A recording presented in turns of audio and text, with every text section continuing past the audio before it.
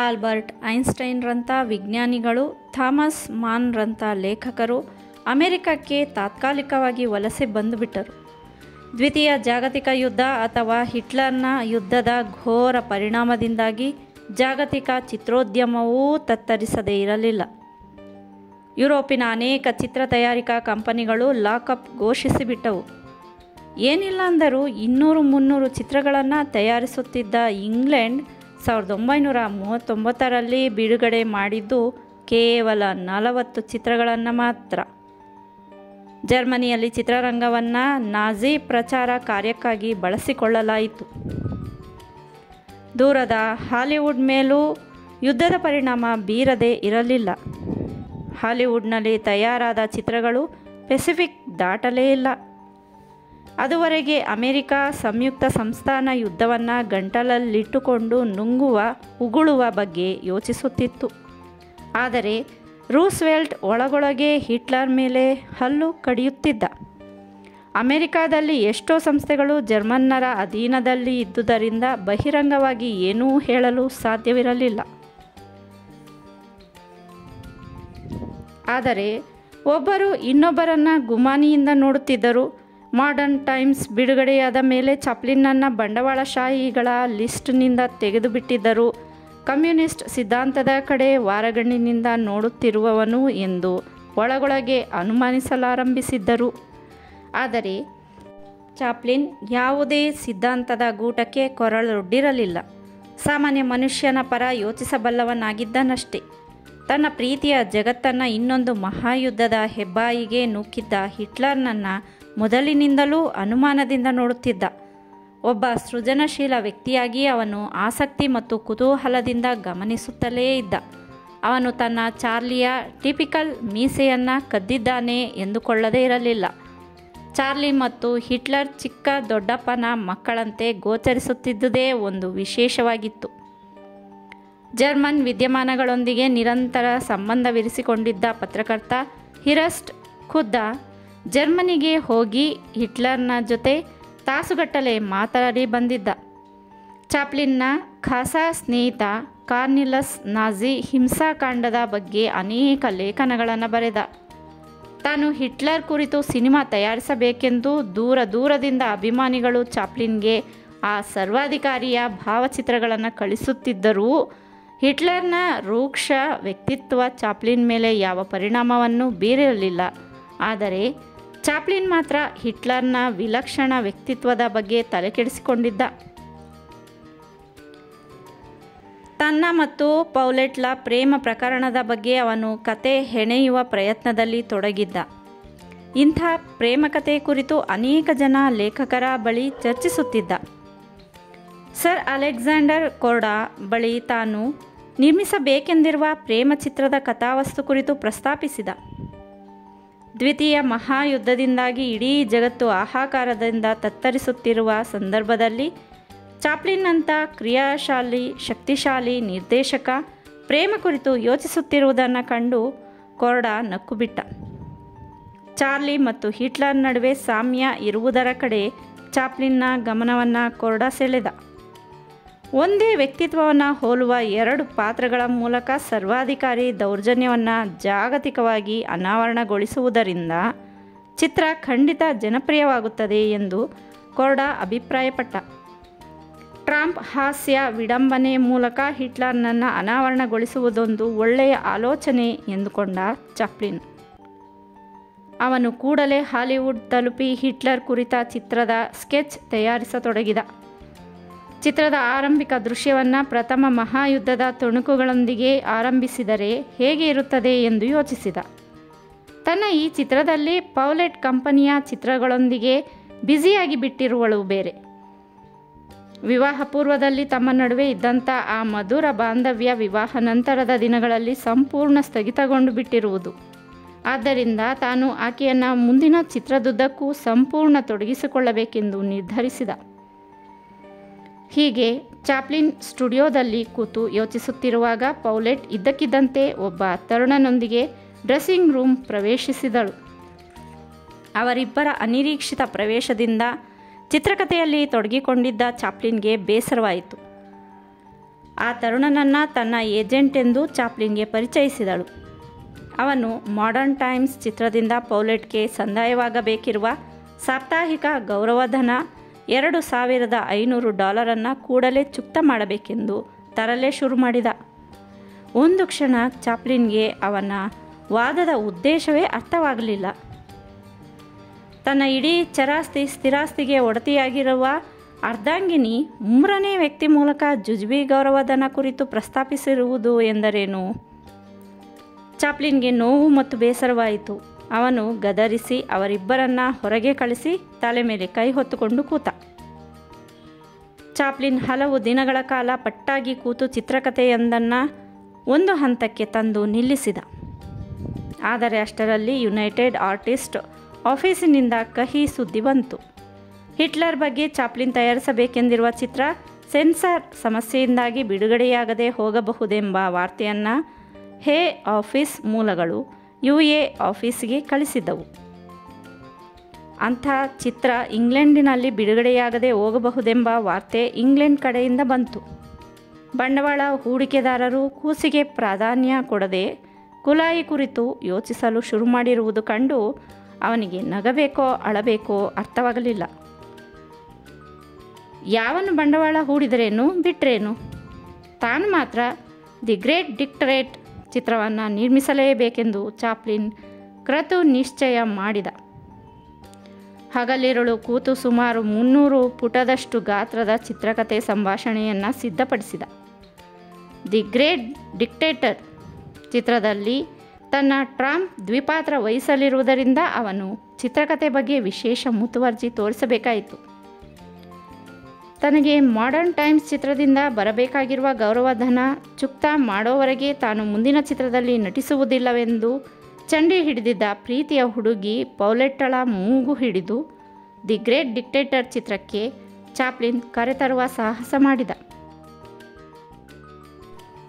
ಚಿತ್ರೀಕರಣವನ್ನು ಶುರು ಮಾಡಿದ ನಂತರ ಒಂದಲ್ಲ ಒಂದು ಕಂಟಕಗಳು ನಾ ಮುಂದು ತಾ ಮುಂದು ಅಂತ ಎದುರಾಗತೊಡಗಿದವು. ಅವನಿಗೆ ಫೋನ್ ಮೂಲಕ ಮುಸುಗುವೀರರು ಬೆದರಿಕೆ ಹಾಕತೊಡಗಿದರು. ಸಿನಿಮಾ ನಡೆಯೋ ಥಿಯೇಟರುಗಳನ್ನು ಡೈನಾಮಿಕ್ ಇರಿಸಿ ಸ್ಫೋಟಿಸುತ್ತೇವೆ ಎಂದು ಕರೆ ಬಂದರೆ ಇನ್ನೊಂದು ಕರೆ ಕೊಲೆ ಮಾಡುವುದಾಗಿ ಬೆದರಿಕೆ ಹಾಕಿತು.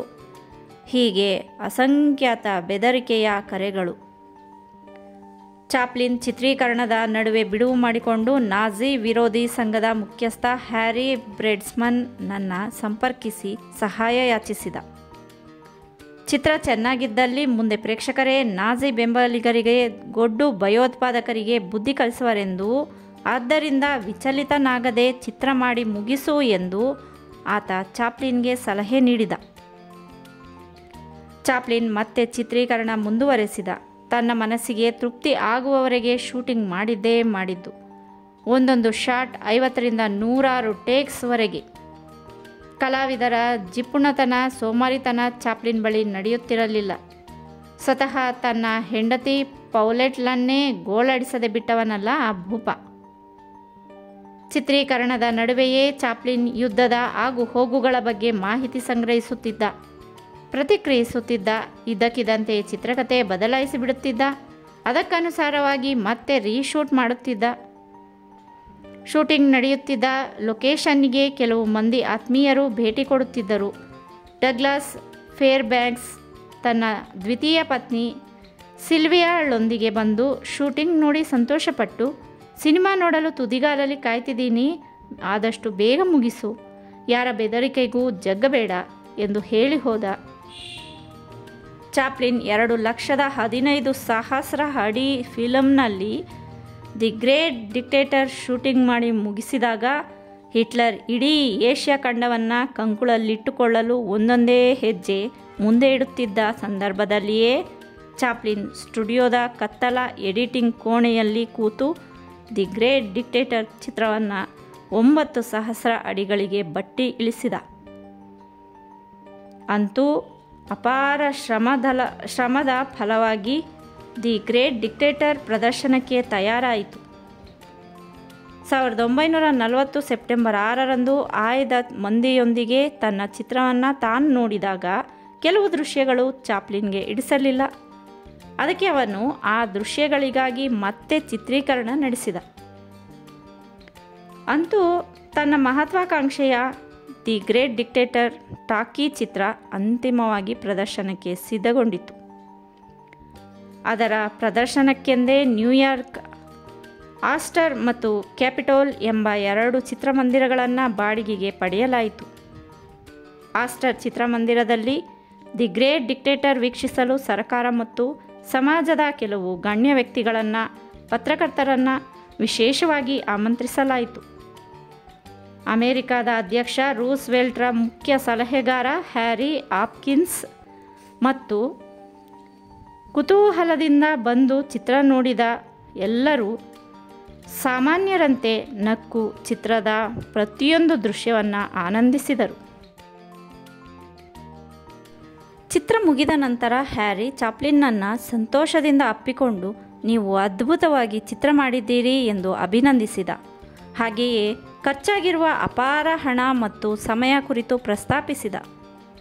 ಹೌದು, ಅವರು ಅನುಮಾನಿಸಿದ್ದು ಸಹಜ. ಚಾಪ್ಲಿನ್ 2 ವರ್ಷಗಳ ಅವಧಿಯಲ್ಲಿ ಸುಮಾರು $20 ಲಕ್ಷ ಹಣ ಖರ್ಚು ಮಾಡಿ ದಿ ಗ್ರೇಟ್ ಡಿಕ್ಟೇಟರ್ ಚಿತ್ರ ನಿರ್ಮಿಸಿದ್ದ. ಎಲ್ಲರ ಬಾಯಲ್ಲೂ ದಿ ಗ್ರೇಟ್ ಡಿಕ್ಟೇಟರ್, ಹಣ ಗಳಿಕೆಯಲ್ಲಿ ಹೊಸ ದಾಖಲೆ ಸ್ಥಾಪಿಸುತ್ತಿದ್ದ ದಿ ಗ್ರೇಟ್ ಡಿಕ್ಟೇಟರ್ ಚಿತ್ರ. ಪತ್ರಿಕೆಗಳು ಸದರಿ ಚಿತ್ರ ಕುರಿತು ಸಮಾಜಕ್ಕೆ ಸರಿಯಾದ ಮಾಹಿತಿ ನೀಡುವುದಿಲ್ಲ. ಕಮ್ಯುನಿಸಂ ಬೋಧಿಸಲಿಕ್ಕೆಂದೇ ಚಾಪ್ಲಿನ್ ಈ ಚಿತ್ರ ತೆಗೆದಿದ್ದಾನೆಂದು ಬರೆದವು. ಇದರಲ್ಲಿ ಚಾರ್ಲಿ ಮಾಡಿದ ಅದ್ಭುತ ಉಪನ್ಯಾಸದ ವಿರುದ್ಧ ಕೆಲವರು ಅಪಸ್ವರ ಎತ್ತಿದರು. ಆ ಭಾಷಣ ಹಿಟ್ಲರ್ ರೂಪದಲ್ಲಿರುವ ಕ್ಷೌರಿಕ ಮಾಡಿದ್ದಲ್ಲ, ಚಾಪ್ಲಿನ್ನನೇ ಮಾಡಿದ್ದು ಎಂದು ಜನರನ್ನು ದಾರಿ ತಪ್ಪಿಸಲು ಪ್ರಯತ್ನಿಸಿದರು. ಆದರೆ ಪ್ರೇಕ್ಷಕರು ಯಾರೊಬ್ಬರ ಮಾತನ್ನು ಕಿವಿ ಮೇಲೆ ಹಾಕಿಕೊಳ್ಳದೆ ಸಿನಿಮಾ ನೋಡಿ ಆನಂದಿಸಿದರು. ಕೇವಲ ಸಾಮಾನ್ಯ ಮಂದಿಯಷ್ಟೇ ಅಲ್ಲ, ಎಲ್ಲ ವರ್ಗದ, ಎಲ್ಲ ವಯೋಮಾನದ, ಜಾಯಮಾನದ ಅಷ್ಟೇ ಅಲ್ಲ, ನಾಜಿಸಂ ಸಮರ್ಥಕರು, ಬೆಂಬಲಿಗರು ಕಳ್ಳತನದಿಂದ ಸಿನಿಮಾ ನೋಡಿ ಆನಂದಿಸಿದರು. ದಿ ಗ್ರೇಟ್ ಡಿಕ್ಟೇಟರ್ ಎಂಬ ಶೀರ್ಷಿಕೆಯ ಹೇಳುವಂತೆ ಹಿಟ್ಲರ್ನ ನಿರಂಕುಶ ಮನೋಭಾವವನ್ನು, ಸರ್ವಾಧಿಕಾರ ದೌರ್ಜನ್ಯವನ್ನು ಅನಾವರಣ ಮಾಡುತ್ತದೆ. ಈ ಚಿತ್ರದಲ್ಲಿ ಚಾರ್ಲಿ 2 ವಿಭಿನ್ನ ಪಾತ್ರಗಳಲ್ಲಿ ಕಾಣಿಸಿಕೊಂಡಿದ್ದಾನೆ. ಅವೆರಡೂ ಪಾತ್ರಗಳು ಸ್ವಭಾವತಃ ತದ್ವಿರುದ್ಧ. ಒಂದು ಯಹೂದಿ ಜನಾಂಗದ ಕ್ಷೌರಿಕನ ಪಾತ್ರ, ಎರಡನೆಯದು ಹಿಟ್ಲರ್ನ ಪಾತ್ರ. ಈ ಪಾತ್ರದ ಮೂಲಕ ಹಿಟ್ಲರ್ನನ್ನು ಭೌತಿಕವಾಗಿ, ಮಾನಸಿಕವಾಗಿ ಅವಹೇಳನ ಮಾಡುತ್ತಾನೆ. ಪ್ರಪಂಚದ ಪ್ರತಿ ಸರ್ವಾಧಿಕಾರಿಯನ್ನು ಉದ್ದೇಶಿಸಿ ಅವರ ಪಾಶವಿ ಕೃತ್ಯಗಳನ್ನು ಖಂಡಿಸಿ ಚಾರ್ಲಿ ಅದ್ಭುತವಾಗಿ ಮಾತನಾಡುತ್ತಾನೆ. ಪ್ರಪಂಚವನ್ನು ಬೇಕಾಬಿಟ್ಟಿ ಆಳುವ ಹಕ್ಕು ಶುದ್ಧ ರಕ್ತದ ಆರ್ಯರದ್ದು ಎಂದು ಚಾರ್ಲಿ ಲೇವಡಿ ಮಾಡುತ್ತಾನೆ. ಇಡೀ ಪ್ರಪಂಚವನ್ನು ಗೆಲ್ಲಬೇಕೆಂದು ಹಿಟ್ಲರ್ ಗ್ಲೋಬಿನೊಂದಿಗೆ ಆಡಿಕೊಳ್ಳುವುದು, ತನ್ನ ಕನಸು ನುಚ್ಚು ನೂರಾದಂತೆ ರಬ್ಬರ್ ಗ್ಲೋಬ್ ಸ್ಫೋಟಿಸಿ ನುಚ್ಚು ನೂರಾಗುವುದು, ಇಂಥ ವ್ಯಂಗ್ಯ ವಿಡಂಬನೆಗಳಿಂದ ಕೂಡಿದ ಅರ್ಥ ಪರಂಪರೆಯ ದೃಶ್ಯಗಳಿಗೆ ಚಿತ್ರದಲ್ಲಿ ಬರವಿಲ್ಲ. ಚಿತ್ರದಲ್ಲಿ ಅಡಾಲ್ಫ್ ಹಿಟ್ಲರ್ ಅಡೆನಾಯ್ಡ ಹೈಂಕಲ್ ಆಗಿದ್ದಾನೆ. ಮುಸೊಲಿನಿ ಬೆಂಜಿನೋ ನಪೋಲಿಯನಿ ಆಗಿದ್ದಾನೆ. ಜರ್ಮನ್ ಬ್ಯಾಕ್ಟೀರಿಯಾ ಆಗಿದೆ. ಹಿಟ್ಲರ್ ಯಹೂದಿ ಕ್ಷೌರಿಕ, ಇವರಿಬ್ಬರ ಭೌತಿಕ ಸ್ವರೂಪ ಒಂದೇ ಥರ. ಆದುದರಿಂದ ಸೈನಿಕ ಮುಖಂಡರು ಕ್ಷೌರಿಕನನ್ನು ಹಿಟ್ಲರ್ನೆಂದು ಭ್ರಮಿಸುತ್ತಾರೆ. ಸೈನಿಕ ಕವಾಯತನ್ನು ಉದ್ದೇಶಿಸಿ ಭಾಷಣ ಮಾಡುವಂತೆ ಕೋರುತ್ತಾರೆ. ಬೇರೆ ಮಾರ್ಗವಿಲ್ಲದೆ ಕ್ಷೌರಿಕ ಅದ್ಭುತವಾದ ಭಾಷಣ ಮಾಡುತ್ತಾನೆ. ಜಗತ್ತಿನ ಯಾವತ್ತೂ ಮಾನವಕುಲ ಹಿಟ್ಲರ್ನಂಥ ಸರ್ವಾಧಿಕಾರಿಗಳ ವಿರುದ್ಧ ಬಂಡೇಳಬೇಕೆಂದು ಅವನು ತನ್ನ ಶಾಂತಿ ಸಂದೇಶದಲ್ಲಿ ಇಡೀ ಜಗತ್ತಿಗೆ ಕರೆ ನೀಡುತ್ತಾನೆ. ದಿ ಗ್ರೇಟ್ ಡಿಕ್ಟೇಟರ್ನ ಕೊನೆಯ ದೃಶ್ಯದಲ್ಲಿ ಬರುವ ಈ ಭಾಷಣದಿಂದ ಚಾಪ್ಲಿನ್ ವಿಶ್ವ ಮಾನವನಾದ. ಸರ್ವಾಧಿಕಾರಿಗಳನ್ನು, ನಿರಂಕುಶ ಮತಿಗಳನ್ನು ಸಾರಾಸಗಟ ತಿರಸ್ಕರಿಸಿದ. ಮನುಷ್ಯರನ್ನು, ಮಾನವೀಯತೆಯನ್ನು ಸಮರ್ಥಿಸಿದ. ಅಬ್ರಹಾಂ ಲಿಂಕನ್ನರು ಗೆಟಿಸ್ಬರ್ಗ್ನಲ್ಲಿ ಮಾಡಿದ ಅಮೋಘ ಭಾಷಣಕ್ಕೆ ಸರಿಸಾಟಿಯಾದ ಭಾಷಣವೆಂದು ಅನೇಕರು ಅಭಿಪ್ರಾಯಪಟ್ಟರು. ಹಾಲಿವುಡ್ನ ಪ್ರಸಿದ್ಧ ನಿರ್ದೇಶಕ ಮೇಯೋ ದಿ ಗ್ರೇಟ್ ಡಿಕ್ಟೇಟರ್ನಲ್ಲಿದ್ದ ಚಾಪ್ಲಿನ್ನ ಉಪನ್ಯಾಸವನ್ನು ಗ್ರೀಟಿಂಗ್ ಕಾರ್ಡಿನಲ್ಲಿ ಮುದ್ರಿಸಿ ಹಂಚಿದ. ಸೆರ್ಗಯಿ ಐನ್ಸ್ಟೈನ್ ದಿ ಗ್ರೇಟ್ ಚಿತ್ರವನ್ನು ನೋಡಿ ಚಾಪ್ಲಿನ್ ಕುರಿತು ತನ್ನ ಅಪೂರ್ಣ ಲೇಖನವನ್ನು ಪೂರ್ಣಗೊಳಿಸಿದ. ಆ ಚಿತ್ರ ನೋಡಿದ ಕಣ್ಣುಗಳು ತೇವಗೊಂಡವು, ಕಠಿಣ ಹೃದಯಗಳು ಕರಗಿ ಮೃದುವಾದವು. ಈ ಚಿತ್ರ ಬಿಡುಗಡೆಯಾದ 1 ವಾರದ ನಂತರ ನ್ಯೂಯಾರ್ಕ್ ಟೈಮ್ಸ್ ಪತ್ರಿಕೆಯ ಆರ್ಥರ್ ವಿಶೇಷ ಸಂತೋಷಕೂಟ ಏರ್ಪಡಿಸಿ ಅದಕ್ಕೆ ಚಾಪ್ಲಿನ್ನನ್ನು ಅಮೆರಿಕದ ಮಾಜಿ ಅಧ್ಯಕ್ಷ ಹರ್ಬರ್ಟ್ ಹೋವರ್ರನ್ನು ಆಮಂತ್ರಿಸಿದ. ಚಾಪ್ಲಿನ್ನನ್ನು ಮಾಜಿ ಅಧ್ಯಕ್ಷನಿಗೆ ಪರಿಚಯಿಸಿದ. ಬಹಳ ವರ್ಷಗಳ ಹಿಂದೆ ತಾವು ಭೇಟಿಯಾಗಿದ್ದಲ್ವೇ ಚಾಪ್ಲಿನ್ ಎಂದು ಹೋವರ್ ಹೇಳಿ ಕೈಕುಲುಕಿದ. ಆತನ ಅಗಾಧ ನೆನಪಿನ ಶಕ್ತಿ ಕಂಡು ಚಾಪ್ಲಿನ್ಗೆ ಆಶ್ಚರ್ಯವಾಯಿತು. ಚಾಪ್ಲಿನ್ ಮತ್ತು ಹೋವರ್ ದ್ವಿತೀಯ ಮಹಾಯುದ್ಧದಿಂದಾಗಿ ಕಷ್ಟದಲ್ಲಿ ಸಿಲುಕಿರುವ ಯುರೋಪ್ ಖಂಡ ರಾಷ್ಟ್ರಗಳ ಬಗ್ಗೆ ಪರಸ್ಪರ ಚರ್ಚಿಸಿದರು. ಆತ ಕೆಲವು ಪ್ರತಿಪಾದನೆಗಳನ್ನು ಮಂಡಿಸಿದ. ಯುದ್ಧದಿಂದ ತತ್ತರಿಸಿರುವ ನಾರ್ವೆ, ಡೆನ್ಮಾರ್ಕ್, ಹಾಲೆಂಡ್, ಬೆಲ್ಜಿಯಂ ಮುಂತಾದ ಯುರೋಪಿಯನ್ ರಾಷ್ಟ್ರಗಳಿಗೆ ವಿಶ್ವದ ಎಲ್ಲರೂ ಪಕ್ಷಭೇದ, ಜನಾಂಗೀಯ ಭೇದ ಮರೆತು ಸಹಾಯ ಹಸ್ತ ಚಾಚಬೇಕೆಂದು ಅರ್ಥಪೂರ್ಣವಾಗಿ ಮಾತಾಡಿದ. ಚಾಪ್ಲಿನ್ ನಾಜಿ ದುರಾಕ್ರಮಣಕ್ಕೆ ಒಳಗಾಗಿರುವ ಯಹೂದಿಗಳಿಗೆ ಹೆಚ್ಚು ಸಹಾಯದ ಅಗತ್ಯವಿರುವುದಾಗಿ ಹೇಳಿದ. ಯಹೂದಿಗಳ ಪರವಾಗಿ ಮಾತಾಡಿದ ಚಾಪ್ಲಿನ್ನನ್ನು ಯಹೂದಿ ಎಂದೇ ಪರಿಗಣಿಸಿದರು ಅಲ್ಲಿದ್ದವರೆಲ್ಲ. ತಾನು ಶೋಷಿತರ ಮತ್ತು ಮಾನವೀಯ ಗುಣಗಳ ಪರವೆಂದೂ ಯಾವುದೇ ಒಂದು ರಾಷ್ಟ್ರದ ಪರ ಅಲ್ಲವೆಂದೂ ಚಾಪ್ಲಿನ್ ಖಡಾಖಂಡಿತವಾಗಿ ಉತ್ತರಿಸಿದ. ದಿ ಗ್ರೇಟ್ ಡಿಕ್ಟೇಟರ್ನಿಂದ ಪ್ರಪಂಚದ ಎಲ್ಲ ಹೃದಯಗಳ ಬಾಗಿಲು ತಟ್ಟತೊಡಗಿದ್ದನಷ್ಟೇ. ಆತ ಶ್ವೇತಭವನದ ಬಾಗಿಲನ್ನು ತಟ್ಟದೇ ಇರಲಿಲ್ಲ. ಶ್ವೇತಭವನದಲ್ಲಿ ಆ ಚಿತ್ರವನ್ನು ಗಣ್ಯರಿಗೆಂದೇ ಪ್ರದರ್ಶಿಸಲಾಯಿತು. ಅಮೆರಿಕಾದ ಅಧ್ಯಕ್ಷ ರೂಸ್ವೆಲ್ಟ್ ಆ ಚಿತ್ರ ನೋಡಿ ಚಾಪ್ಲಿನ್ನನ್ನು ಮುಕ್ತ ಕಂಠದಿಂದ ಪ್ರಶಂಸಿಸಿದ. ದಿ ಗ್ರೇಟ್ ಡಿಕ್ಟೇಟರ್ ಅಮೆರಿಕಾದ ಪ್ರೇಕ್ಷಕರ ಅಭಿಮಾನ ಸೂರೆಗೊಂಡರೂ ವಿರೋಧಿಸುವವರ ಸಂಖ್ಯೆಯನ್ನು ಬೆಳೆಸಿಕೊಂಡಿತ್ತು.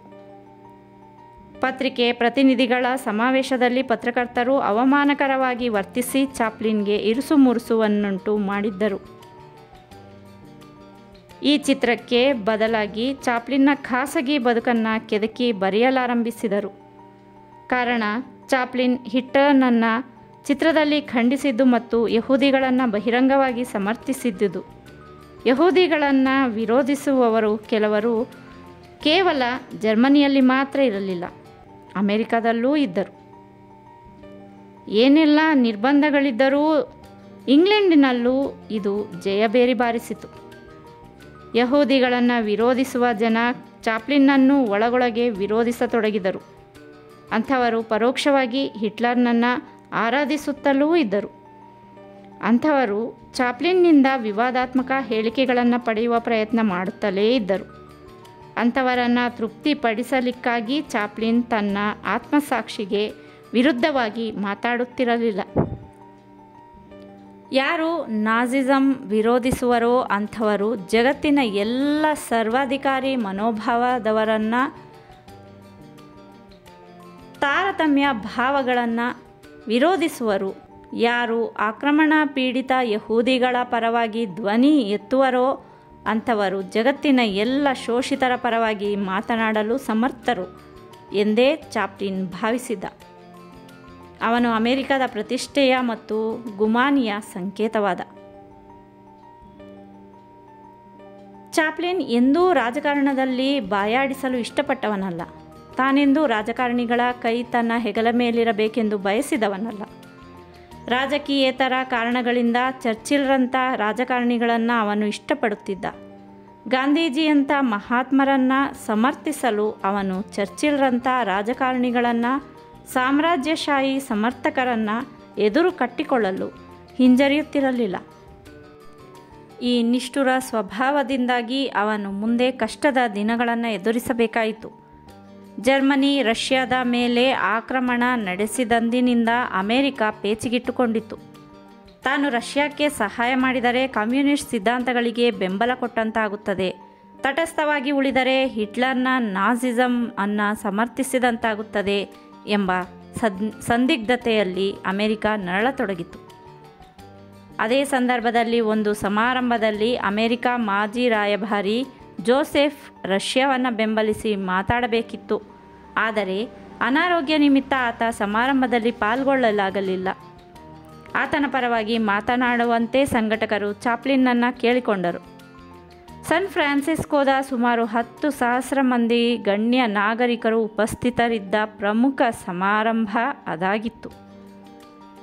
ಚಾಪ್ಲಿನ್ ಎಂದೂ ಸಾರ್ವಜನಿಕ ಸಭೆಯನ್ನು ಉದ್ದೇಶಿಸಿ 3-4 ನಿಮಿಷಕ್ಕಿಂತ ಹೆಚ್ಚು ಕಾಲ ಮಾತಾಡಿದವನಲ್ಲ.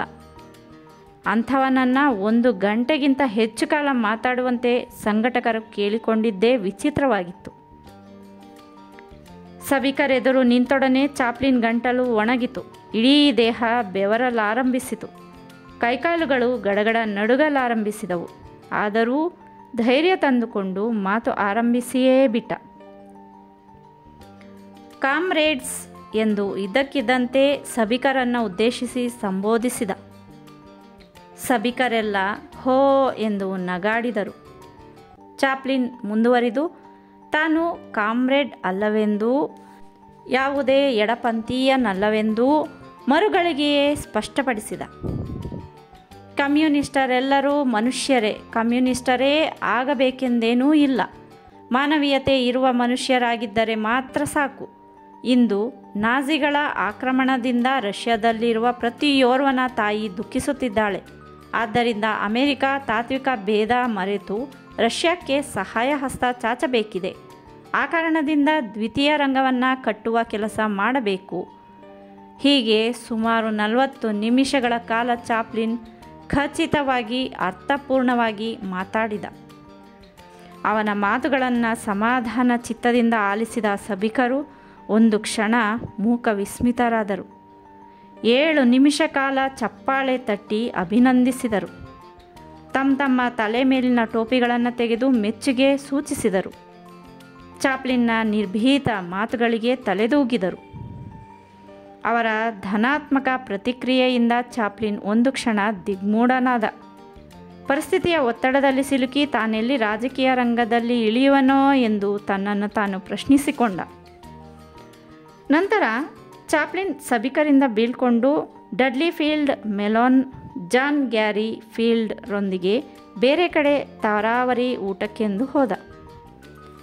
ಊಟದ ನಡುವೆ ಗ್ಯಾರಿ ಫೀಲ್ಡ್ ಚಾಪ್ಲಿನ್ನ ಭಾಷಣದ ತುಣುಕುಗಳನ್ನು ಮೆಲುಕು ಹಾಕಿದ.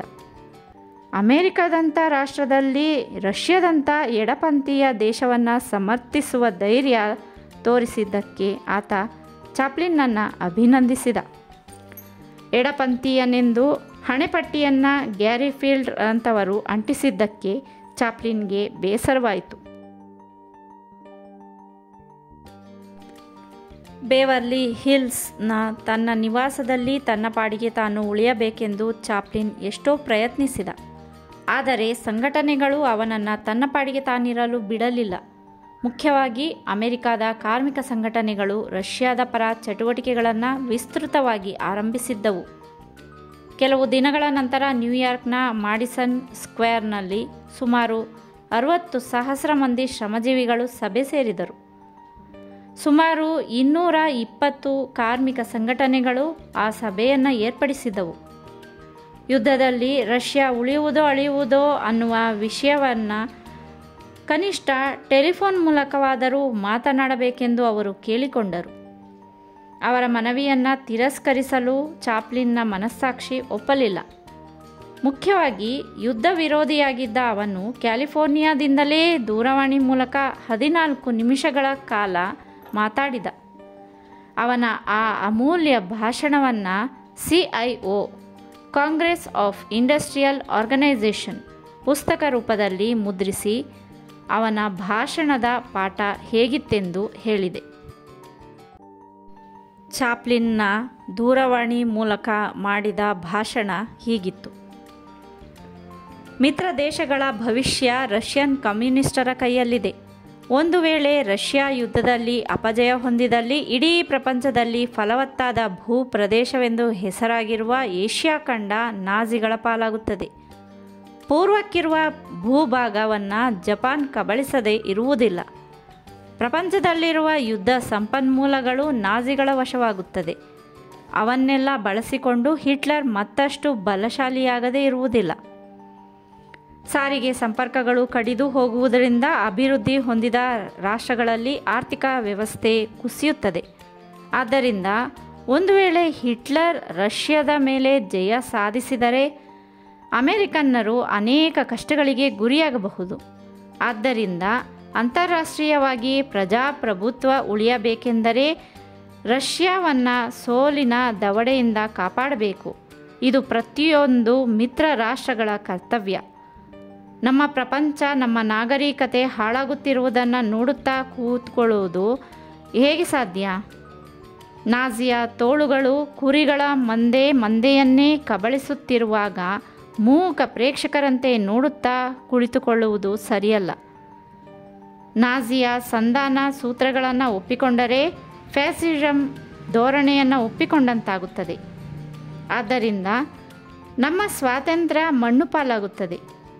ನಾವು ನಾಜಿಗಳ ಕೈಗೊಂಬೆಗಳಾಗುತ್ತೇವೆ. ಇಡೀ ಜಗತ್ತನ್ನು ಗೆಸ್ಟ್ ಪೋ ಆಳುತ್ತದೆ. ಅವರು ನಾಸಿಸಂ ವಿರೋಧಿಗಳನ್ನು ಸರ್ವನಾಶ ಮಾಡುತ್ತಾರೆ. ಮಾನವ ಕುಲ ಮೂಲಭೂತ ಹಕ್ಕುಗಳನ್ನು ಕಳೆದುಕೊಳ್ಳುತ್ತದೆ. ಎಚ್ಚರಗೊಂಡು ಶಾಂತಿವಾದಿಗಳ ಸಂಗಡ ಜೊತೆಗೂಡದಿದ್ದಲ್ಲಿ ಹಿಟ್ಲರ್ ಇಡೀ ಪ್ರಪಂಚವನ್ನು ತನ್ನ ದುರ್ಮಾರ್ಗಕ್ಕೆ ಬಲಿಕೊಡುತ್ತಾನೆ. ಆದ್ದರಿಂದ ರಷ್ಯಾದ ವಿಜಯಕ್ಕಾಗಿ ಫ್ಯಾಕ್ಟರಿಗಳಲ್ಲಿ, ಹೊಲಗಳಲ್ಲಿ ದುಡಿಯುತ್ತಿರುವ ಪ್ರಪಂಚದ ನಾಗರಿಕರೆಲ್ಲರೂ ಒಟ್ಟಾಗಿ ಕೆಲಸ ಮಾಡಬೇಕು. ಅಮೆರಿಕ, ಬ್ರಿಟಿಷ್ ರಾಷ್ಟ್ರಗಳು ಈ ಉದ್ದೇಶಕ್ಕಾಗಿ ಸಹಕರಿಸಬೇಕು, ದುಡಿಯಬೇಕು. ಸಾಮೂಹಿಕ ಪ್ರಯತ್ನದಿಂದ ಅಸಾಧ್ಯವಾದುದು ಸಾಧ್ಯವಾಗುತ್ತದೆ.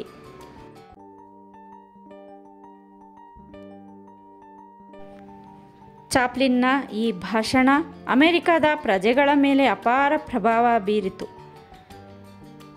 ಚಾರ್ಲ್ಸ್ ಸ್ಪೆನ್ಸರ್ ಚಾಪ್ಲಿನ್ ನಾಜಿಸಂ ವಿರುದ್ಧ ಭಾಷಣ ಮಾಡತೊಡಗಿದಂದಿನಿಂದ ಅವನು ಅನೇಕ ಕಷ್ಟ ನಷ್ಟಗಳನ್ನು ಅನುಭವಿಸಬೇಕಾಯಿತು. ಎಷ್ಟೋ ಗೆಳೆಯರು ಅವನ ಕಣ್ತಪ್ಪಿಸಿ ತಿರುಗಾಡತೊಡಗಿದರು. ವಿನಾಕಾರಣ ಅವನನ್ನು ದೂರ ಇಡಲಾರಂಭಿಸಿದರು. ಇದರಿಂದಾಗಿ ಬೇಸರದಿಂದ ಅವನು ನಂತರ ಚೇತರಿಸಿಕೊಂಡ. ತಾನು ದಿ ಗ್ರೇಟ್ ಡಿಕ್ಟೇಟರ್ ಚಿತ್ರ ತಯಾರಿಸಿದಂದಿನಿಂದ ಇಷ್ಟೆಲ್ಲ ತೊಂದರೆ ಅನುಭವಿಸುತ್ತಿದ್ದಾನೆ. ಒಬ್ಬ ಕಲಾವಿದನಾಗಿ ತಾನು ಜನಸಾಮಾನ್ಯರಿಂದ ದೂರ ಉಳಿಯುವುದು ಹೇಗೆ ಸಾಧ್ಯ? ಒಂಟಿತನದ ಬೇಸರ ನಿವಾರಿಸಿಕೊಳ್ಳಲು ಅವನು ಇಂಥ ಜನಪರ ಚಟುವಟಿಕೆಗಳಲ್ಲಿ ಕ್ರಿಯಾಶೀಲನಾಗತೊಡಗಿದ್ದ. ತನ್ನನ್ನು ಅರ್ಥ ಮಾಡಿಕೊಂಡು ಸಹಕರಿಸುವಂಥವರು ಯಾರೂ ಇರಲಿಲ್ಲ. ಕೈ ಹಿಡಿದ ಹೆಂಡತಿ ಪೌಲೆಟ್ ಚಾಪ್ಲಿನ್ನಿಂದ ದೂರ ಉಳಿದು ಬಿಟ್ಟಿದ್ದಳು. ಮಿಲ್ಡ್ರೆಡ್ ಲಿಟಾಗ್ರೆ ಅವರಿಬ್ಬರಿಗಿಂತ ಕೋಮಲೆಯಾಗಿದ್ದ ಪೌಲೆಟ್ ಪ್ರತಿಭಾವಂತ ಕಲಾವಿದೆಯಾಗಿದ್ದರಿಂದ ಚಾಪ್ಲಿನ್ ಆಕೆಯ ವಿಷಯದಲ್ಲಿ ಉದಾರವಾಗಿದ್ದ. ಅಲ್ಲದೆ ಆಕೆ ಚಾಪ್ಲಿನ್ನ ಮಕ್ಕಳನ್ನು ತುಂಬ ಪ್ರೀತಿಸುತ್ತಿದ್ದಳು. ಆದ್ದರಿಂದ ಆಕೆಯನ್ನು ಕಳೆದುಕೊಳ್ಳಬಾರದೆಂದು ಪ್ರಯತ್ನಿಸುತ್ತಲೇ ಇದ್ದ. ಆಕೆಗೆ ಬಹಳ ಹಣ ಸುರಿಯಲು ತಾನು ಸಿದ್ಧನಿದ್ದ. ಪೌಲೆಟ್ ಚಾಪ್ಲಿನ್ ಇಲ್ಲದ ಹೊತ್ತಿನಲ್ಲಿ ಬೆವರ್ಲಿ ಹಿಲ್ಸ್ ನಿವಾಸಕ್ಕೆ ಹೋಗಿ ತನ್ನ ಸಾಮಾನುಗಳನ್ನೆಲ್ಲ ಗಂಟು ಮೂಟೆ ಕಟ್ಟಿಕೊಂಡು ಹೋಗಿಬಿಟ್ಟಳು. ಈ ಸಂಗತಿಯನ್ನು ಸೇವಕ ರಾಂಕ್ನಿಂದ ತಿಳಿದ ಚಾಪ್ಲಿನ್ ತಡೆಯಲೆಂದು ಓಡಿ ಬಂದ. ಆದರೆ ಆಕೆ ಅಷ್ಟು ಹೊತ್ತಿಗಾಗಲೇ ವಿವಾಹ ವಿಚ್ಛೇದನ ಪಡೆಯಲೆಂದು ಮೆಕ್ಸಿಕೋಕ್ಕೆ ಹೋಗಿಬಿಟ್ಟಿದ್ದಳು. ಚಾಪ್ಲಿನ್ ತಾನು ಆಕೆಯೊಂದಿಗೆ ಜೀವಿಸಿದ 7-8 ವರ್ಷಗಳನ್ನು ನೆನಪಿಸಿಕೊಂಡು ದುಃಖಿತನಾದ. ಮಿಲ್ಡ್ರೆಡ್ ಲಿಟಾಗ್ರೇರಂತೆ ಯಾವುದೇ ಆಪಾದನೆಯನ್ನು ಪೌಲೆಟ್ ಚಾಪ್ಲಿನ್ ಮೇಲೆ ಮಾಡದೆ ಡೈವರ್ಸ್ ಪಡೆದು ದೂರವಾದಳು. 3 ಗಂಡಂದಿರನ್ನು ಬಿಟ್ಟವಳಿಗೆ 4ನೆಯ ಗಂಡನನ್ನು ಬಿಡುವುದು ಕಷ್ಟವಾಗಲಿಲ್ಲ. 2 ಹೆಂಡಂದಿರಿಂದ ದೂರ ತಳ್ಳಲ್ಪಟ್ಟವನಿಗೆ 3ನೇ ಹೆಂಡತಿಯಿಂದ ದೂರ ಸರಿಯುವುದು ಕಷ್ಟವಾಗಲಿಲ್ಲ. ಈಗ ಚಾರ್ಲಿ ಬೇವರ್ಸಿಯಲ್ಲ. ಈಗ ಅವನು ಮಾತಾಡಬಲ್ಲ. ಹಿಟ್ಲರ್ನಂಥ ಸರ್ವಾಧಿಕಾರಿಗಳ ವಿರುದ್ಧ ಶೋಷಿತರ ಪರವಾಗಿ. ಚಾಪ್ಲಿನ್ಗೆ ಚಾರ್ಲಿಯ ಬೆಂಬಲ, ಚಾರ್ಲಿಗೆ ಚಾಪ್ಲಿನ್ನ ಬೆಂಬಲ. ಅವರಿಬ್ಬರೂ ಅಷ್ಟೊಂದು ಅನ್ಯೋನ್ಯ. ರಾಜಕೀಯದಿಂದ ಚಾಪ್ಲಿನ್ ದೂರ ಉಳಿದ. ಕೆಲ ದಿನಗಳಲ್ಲಿ ಮಾನಸಿಕ ಗೊಂದಲ ಕಡಿಮೆಯಾಗಿ ನೆಮ್ಮದಿ ಮೂಡಿತು. ಆ ನೆಮ್ಮದಿ ಯಾವ ಕೇಡಿನ ಮುನ್ಸೂಚನೆಯೋ ಏನೋ. ಬಿರುಗಾಳಿಗೆ ಮೊದಲು ವಾತಾವರಣ ಮಹಾ ಮಳ್ಳಿಗನಂತೆ ಇರುತ್ತದೆಯಲ್ಲ, ಹಾಗೆ ಜೋನ್ ಬ್ಯಾರಿಯಂಥ ಮಾಟಗಾತಿಯ ರೂಪದಲ್ಲಿ ಆ ಬಿರುಗಾಳಿ ಕಾಣಿಸಿಕೊಳ್ಳಬಹುದೆಂದು 52 ವರ್ಷದ ಅವನು ಅಂದುಕೊಂಡಿರಲಿಲ್ಲ. ತಂಗಾಳಿಯ ಕ್ರಮೇಣ ಚಂಡಮಾರುತದ ರೂಪ ಪಡೆಯುತ್ತದೆ ಎಂದು ಅವನಿಗೆ ಅರ್ಥವಾದದ್ದು ಎಷ್ಟು ಹಾಳಾಗಬೇಕೋ ಅಷ್ಟು ಹಾಳಾದ ನಂತರ. ಬೆಳ್ಳಗಿರುವುದೆಲ್ಲ ಹಾಲೆಂದು ಭ್ರಮಿಸುತ್ತಿದ್ದ ಸ್ವಭಾವದಿಂದಾಗಿ ಅವನು ಹಗಲು ಕಂಡ ಬಾವಿಯಲ್ಲಿ ಬೀಳುತ್ತಿದ್ದ. ವಯಸ್ಸಿಗೆ ತಕ್ಕಂತೆ ಗಂಭೀರವಾಗಿರಬೇಕೆಂದು ತಾನು ಎಷ್ಟು ಪ್ರಯತ್ನಿಸಿದರೂ ಟಿಮ್ ಡುರಾಂಟ್ ರಂಥ ಕ್ರೀಡಾಪಟುಗಳು ಬಿಡುತ್ತಿರಲಿಲ್ಲ. ಅವತ್ತು ಆದಿತ್ಯವಾರ. ಚಾಪ್ಲಿನ್ ಟಿಮ್ನೊಂದಿಗೆ ಟೆನ್ನಿಸ್ ಆಡಿ ಲಾನ್ ಮೇಲಿದ್ದ ಆರಾಮ್ ಚೇರ್ನಲ್ಲಿ ವಿಶ್ರಾಂತಿ ಪಡೆಯುತ್ತಿದ್ದಾಗ ಟಿಮ್ ಪೌಲ್ ಗೆಟ್ಟಿಯ ಗೆಳತಿಯಾದ ಜೋನ್ ಬ್ಯಾರಿ ಎಂಬ ಚಂಚಲೆಯನ್ನು ಆತನಿಗೆ ಪರಿಚಯಿಸಿದ. ಬ್ಯಾರಿ ತನ್ನ ನೋಟದಿಂದ ಚಾಪ್ಲಿನನ್ನು ಚಿತ್ ಮಾಡಿಬಿಟ್ಟಳು. ಅವನ ಕಣ್ಣುಗಳು ಆ 22 ವರ್ಷದ ಸದೃಢ ಚೆಲುವೆಯ ಉದ್ದಗಲ ಆಳಗಳಿಗೆ ಇತ್ಯಾದಿಗಳನ್ನು ಅಳೆದವು. ಪರವಾಗಿಲ್ಲ, ಹುಡುಗಿ ಅತ್ಯಾಕರ್ಷಕವಾಗಿರುವಳೆಂದುಕೊಂಡ. ಆ ತರುಣಿ ತೀರಾ ಪರಿಚಿತಳಂತೆ ಚಾಪ್ಲಿನ್ ಸಂಗಡ ಸಲಿಗೆ ಬೆಳೆಸಿದಳು. ಆ ಸುಂದರಿಯ ಸಲಿಗೆ ಸ್ನೇಹವನ್ನು ನಿರಾಕರಿಸುವಷ್ಟು ಚಾಪ್ಲಿನ್ ರಸಿಕನಾಗಿರಲಿಲ್ಲ. ಅದಕ್ಕೆ ಟಿಮ್ ಒತ್ತಾಸೆಯಾಗಿ ನಿಂತಿದ್ದ. ಅವನ ಮನಸ್ಸಿನಲ್ಲಿ ಏನಿತ್ತೋ ಬ್ಯಾರಿಯನ್ನು ಚಾಪ್ಲಿನ್ಗೆ ತೀರಾ ಹತ್ತಿರ ಸೇರಿಸುವಲ್ಲಿ ಅವನು ಯಶಸ್ವಿಯಾದ. ಬ್ಯಾರಿ ಮೊದಲು ತನ್ನ ಗೆಳತಿ ಪೌಲ್ನೊಂದಿಗೆ ಕಾಣಿಸಿಕೊಳ್ಳುತ್ತಿದ್ದಳು. ಕ್ರಮೇಣ ಒಂಟಿಯಾಗಿ ಅಡ್ಡಾಡಲಾರಂಭಿಸಿದಳು. ಒಂದಲ್ಲ ಒಂದು ನೆಪ ಹುಡುಕಿ ಚಾಪ್ಲಿನ್ನನ್ನು ದಿನಂಪ್ರತಿ ಕಾಣದೇ ಇರುತ್ತಿರಲಿಲ್ಲ. ಕೆಲಸದ ಮೇಲೆ ಸಾಂಟಾ ಬಾರ್ಬರಾದ ಕಡೆ ಹೊರಟಿದ್ದ ಚಾಪ್ಲಿನ್ ಬ್ಯಾರಿಯನ್ನು ಜೊತೆಯಲ್ಲಿ ಕರೆದೊಯ್ದ. ದಾರಿಯಲ್ಲಿ ಆಕೆ ಬಯಸಿದ ಕೆಲ ವಸ್ತುಗಳನ್ನು ಕೊಡಿಸಿದ. ನಂತರ ಲಾಸ್ ಏಂಜಲ್ಸ್ಗೆ ಕರೆದು ತಂದು ಬಿಟ್ಟ. ಅಲ್ಲಿಂದ ಆಕೆ ಚಾಪ್ಲಿನ್ನನ್ನು ಹೊಸ ಪೇಚಿಗೆ ಸಿಲುಕಿಸಲು ಬಗೆ ಬಗೆಯ ವೇಷ ಹಾಕತೊಡಗಿದಳು. ತನ್ನ ಗೆಳತಿ ಪೌಲ್ ಗಟ್ಟಿಯೊಂದಿಗೆ ಜಗಳ ಆಡಿದ್ದಾಗಿ ಗಂಟು ಮೂಟೆ ಕಟ್ಟಿಕೊಂಡು ಬಂದಳು. ಅದನ್ನು ನಂಬಿ ಆ ಮುಗ್ಧ ಆಕೆಗೆ ಇರಲು ಹೊಸ ವ್ಯವಸ್ಥೆ ಮಾಡಿಕೊಟ್ಟ. ಆದರೆ ಆಕೆ ತನ್ನ ಪಾಡಿಗೆ ತಾನು ಇರುತ್ತಿರಲಿಲ್ಲ. ಆತನ ಖಾಸಗಿ ಬದುಕಿನಲ್ಲಿ ಇಣುಕತೊಡಗಿದಳು. ಆತನ ಕೆಲಸ ಕಾರ್ಯಗಳಲ್ಲಿ ಕೈಯಾಡಿಸತೊಡಗಿದಳು. ಹೊತ್ತಲ್ಲದ ಹೊತ್ತಿನಲ್ಲಿ ಬಾಗಿಲು ತಟ್ಟುವುದು, ಅವನು ಬಾಗಿಲು ತೆರೆಯಲಿಲ್ಲವೆಂದರೆ ಕಿಟಕಿಯ ಗಾಜುಗಳನ್ನು ಹೊಡೆದು ರಂಪಾಟ ಮಾಡುವುದು, ಒಂದು ಕ್ಷಣ ಬಿಟ್ಟು ಇರಲಿಕ್ಕಾಗುವುದಿಲ್ಲ ಎಂಬಂತೆ ನಾಟಕ ಆಡುವುದು ಇತ್ಯಾದಿ. ಹೀಗೆ ಆಕೆಯ ಉಪದ್ವ್ಯಾಪಿ ಮುಂದುವರಿಯಿತು. ಆದರೆ ಚಾಪ್ಲಿನ್ ಆಕೆಯ ಅಸಹಜ ಚಟುವಟಿಕೆಗಳನ್ನು ಲಘುವಾಗಿ ಪರಿಗಣಿಸಿದ. ಅತ್ಯುತ್ತಮ ನಟಿಯಲ್ಲಿ ಇರಬಹುದಾದ ಎಲ್ಲ ಗುಣಗಳು ಆಕೆಯಲ್ಲಿರುವವೆಂದು ಬಗೆದ. ತನ್ನ ಮುಂದಿನ ಚಿತ್ರದಲ್ಲಿ ಆಕೆಗೆ ನಾಯಕಿಯ ಪಟ್ಟ ಕಟ್ಟಬೇಕೆಂದು ನಿರ್ಧರಿಸಿದ. ಆಕೆ ಮತ್ತು ಅವನ ನಡುವೆ ನಡೆಯುತ್ತಿದ್ದ ಈ ವಿದ್ಯಮಾನಗಳನ್ನು ಸಮಾಜ ಗಮನಿಸದೇ ಇರಲಿಲ್ಲ. ಆಗಲೇ ಅವನು ದಿ ಗ್ರೇಟ್ ಡಿಕ್ಟೇಟರ್ ಚಿತ್ರದಿಂದ ರಷ್ಯಾದ ಪರ ಮಾತನಾಡುತ್ತಿದ್ದುದರಿಂದ, ನಾಸಿಸಮ್ ಅನ್ನು ಕಟುವಾಗಿ ಟೀಕಿಸುತ್ತಿದ್ದುದರಿಂದ ಅನೇಕರು ತಮ್ಮ ಹುಬ್ಬುಗಳನ್ನು ಸಾಕಷ್ಟು ಮೇಲೇರಿಸಿದ್ದರು. ಆದರೆ ಅವನು ಬೆಟ್ಟದ ಮೇಲೊಂದು ಮಾಡಿ ಎಂಬಂತೆ ಇದ್ದ. ಒಂದು ದಿನ ಚಾಪ್ಲಿನ್ ಸರ್ ಸೆರ್ಡಿಕ್ ಹಾರ್ಡ್ವಿಕ್ ಮತ್ತು ಸಿಂಕ್ಲೇರ್ ಜೊತೆ ಊಟ ಮಾಡುತ್ತಿರುವ ಸಮಯದಲ್ಲಿ ರಂಗ ಚಟುವಟಿಕೆಗಳ ಬಗ್ಗೆ ಮಾತು ಶುರು ಮಾಡಿದ. ಶಾಡೋ ಆ್ಯಂಡ್ ಸಬ್ಸ್ಟ್ಯಾನ್ಸ್ ಎಂಬ ನಾಟಕದ ವಸ್ತು ಕುರಿತು ಹಾರ್ಡ್ವಿಕ್ ಮಾತಾಡಿದರೆ, ಲಿವೀಸ್ ಅದರಲ್ಲಿನ ನಾಯಕಿ ಆಧುನಿಕ ಜೋನ್ ಆಫ್ ಆರ್ಕ್ಳೆ ಎಂದು ಪ್ರಶಂಸಿಸಿದ. ಅದನ್ನು ಕೇಳಿ ಚಾಪ್ಲಿನ್ ಆ ಕೃತಿ ತರಿಸಿಕೊಂಡು ಓದಿದ. ಸಿನಿಮಾ ಮಾಡಲು ಒಳ್ಳೆ ವಸ್ತು ಎಂದುಕೊಂಡ.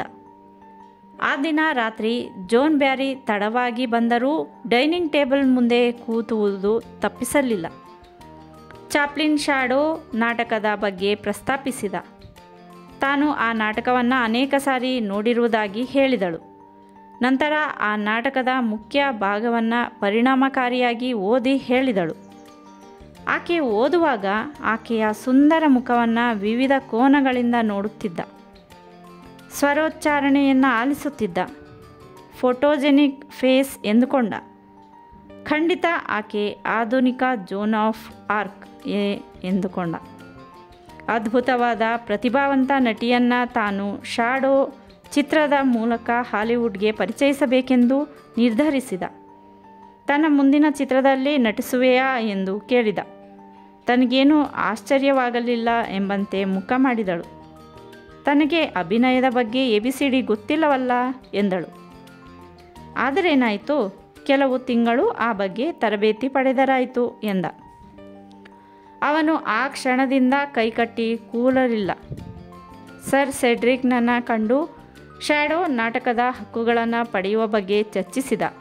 ಮಾತುಕತೆ ಸಫಲವಾಯಿತು. ಕೂಡಲೇ $25,000 ಗೌರವಧನ ನೀಡಿ ಕೃತಿಯ ಹಕ್ಕು ಖರೀದಿಸಿದ ಬ್ಯಾರಿಯನ್ನು ಮ್ಯಾಕ್ಸ್ ರೇಡ್ನಲ್ನ ಅಭಿನಯ ಕಲಿಸುವ ಶಾಲೆಗೆ ಸೇರಿಸಿದ. ಆಕೆಗೆ ವಾರಕ್ಕೆ $250 ಸಂಭಾವನೆ ನೀಡತೊಡಗಿದ. ಅಲ್ಲಿಂದಲೇ ಸಮಸ್ಯೆಗಳ ಧಾರಾವಾಹಿ ಆರಂಭವಾಯಿತು. ವಾಸ್ತವದೊಳಗಿಂದ ಕನಸುಗಳು ಮೂಡುವುದು ಕಷ್ಟವಾಗಲಿಲ್ಲ. ಅಷ್ಟೇ ಸುಲಭವಾಗಿ ವಾಸ್ತವದ ತುರಾಯಿ ಮುಡಿದುಕೊಂಡಿರುವ ಕನಸುಗಳು, ವಾಸ್ತವವನ್ನೇ ತಲೆಕೆಳಗೆ ಮಾಡುವ ಕನಸುಗಳು, ಕನಸುಗಳಿಗೆ ನನಸಿನ ರೂಪ ಕೊಡಲೆತ್ನಿಸುವ ವಾಸ್ತವ. ಚಾಪ್ಲಿನ್ ಹಗಲಿರುಳು ಶ್ಯಾಡೋ ಚಿತ್ರಕಥೆಯ ಕೆಲಸದಲ್ಲಿ ತೊಡಗಿಕೊಂಡ. ನಂಬಲಿಕ್ಕಸಾಧ್ಯವಾದಂಥ ಘಟನೆಗಳು ಸಂಭವಿಸಲಾರಂಭಿಸಿದವು. ತಾನು ಯಾವುದನ್ನು ಹೂವೆಂದು ತಿಳಿದಿದ್ದನೋ ಅದು ಹಾವಾಗಿ ಪೂತ್ಕರಿಸತೊಡಗಿತು. ಬ್ಯಾರಿ ಎಂಬ ಲಲನಾಮಣಿ ತರಗತಿಗಳಿಗೆ ಸರಿಯಾಗಿ ಹಾಜರಾಗುತ್ತಿರಲಿಲ್ಲ. ಚಾಪ್ಲಿನ್ ಜೊತೆ ತಾನು ದೈಹಿಕ ಸಂಪರ್ಕವಿರಿಸಿಕೊಂಡಿರುವುದಾಗಿ ಹೇಳಿಕೊಂಡು ತಿರುಗಾಡತೊಡಗಿದಳು. ಚಾಪ್ಲಿನ್ ಪಾಲಿಗೆ ಭಯೋತ್ಪಾದಕಿಯಾದಳು.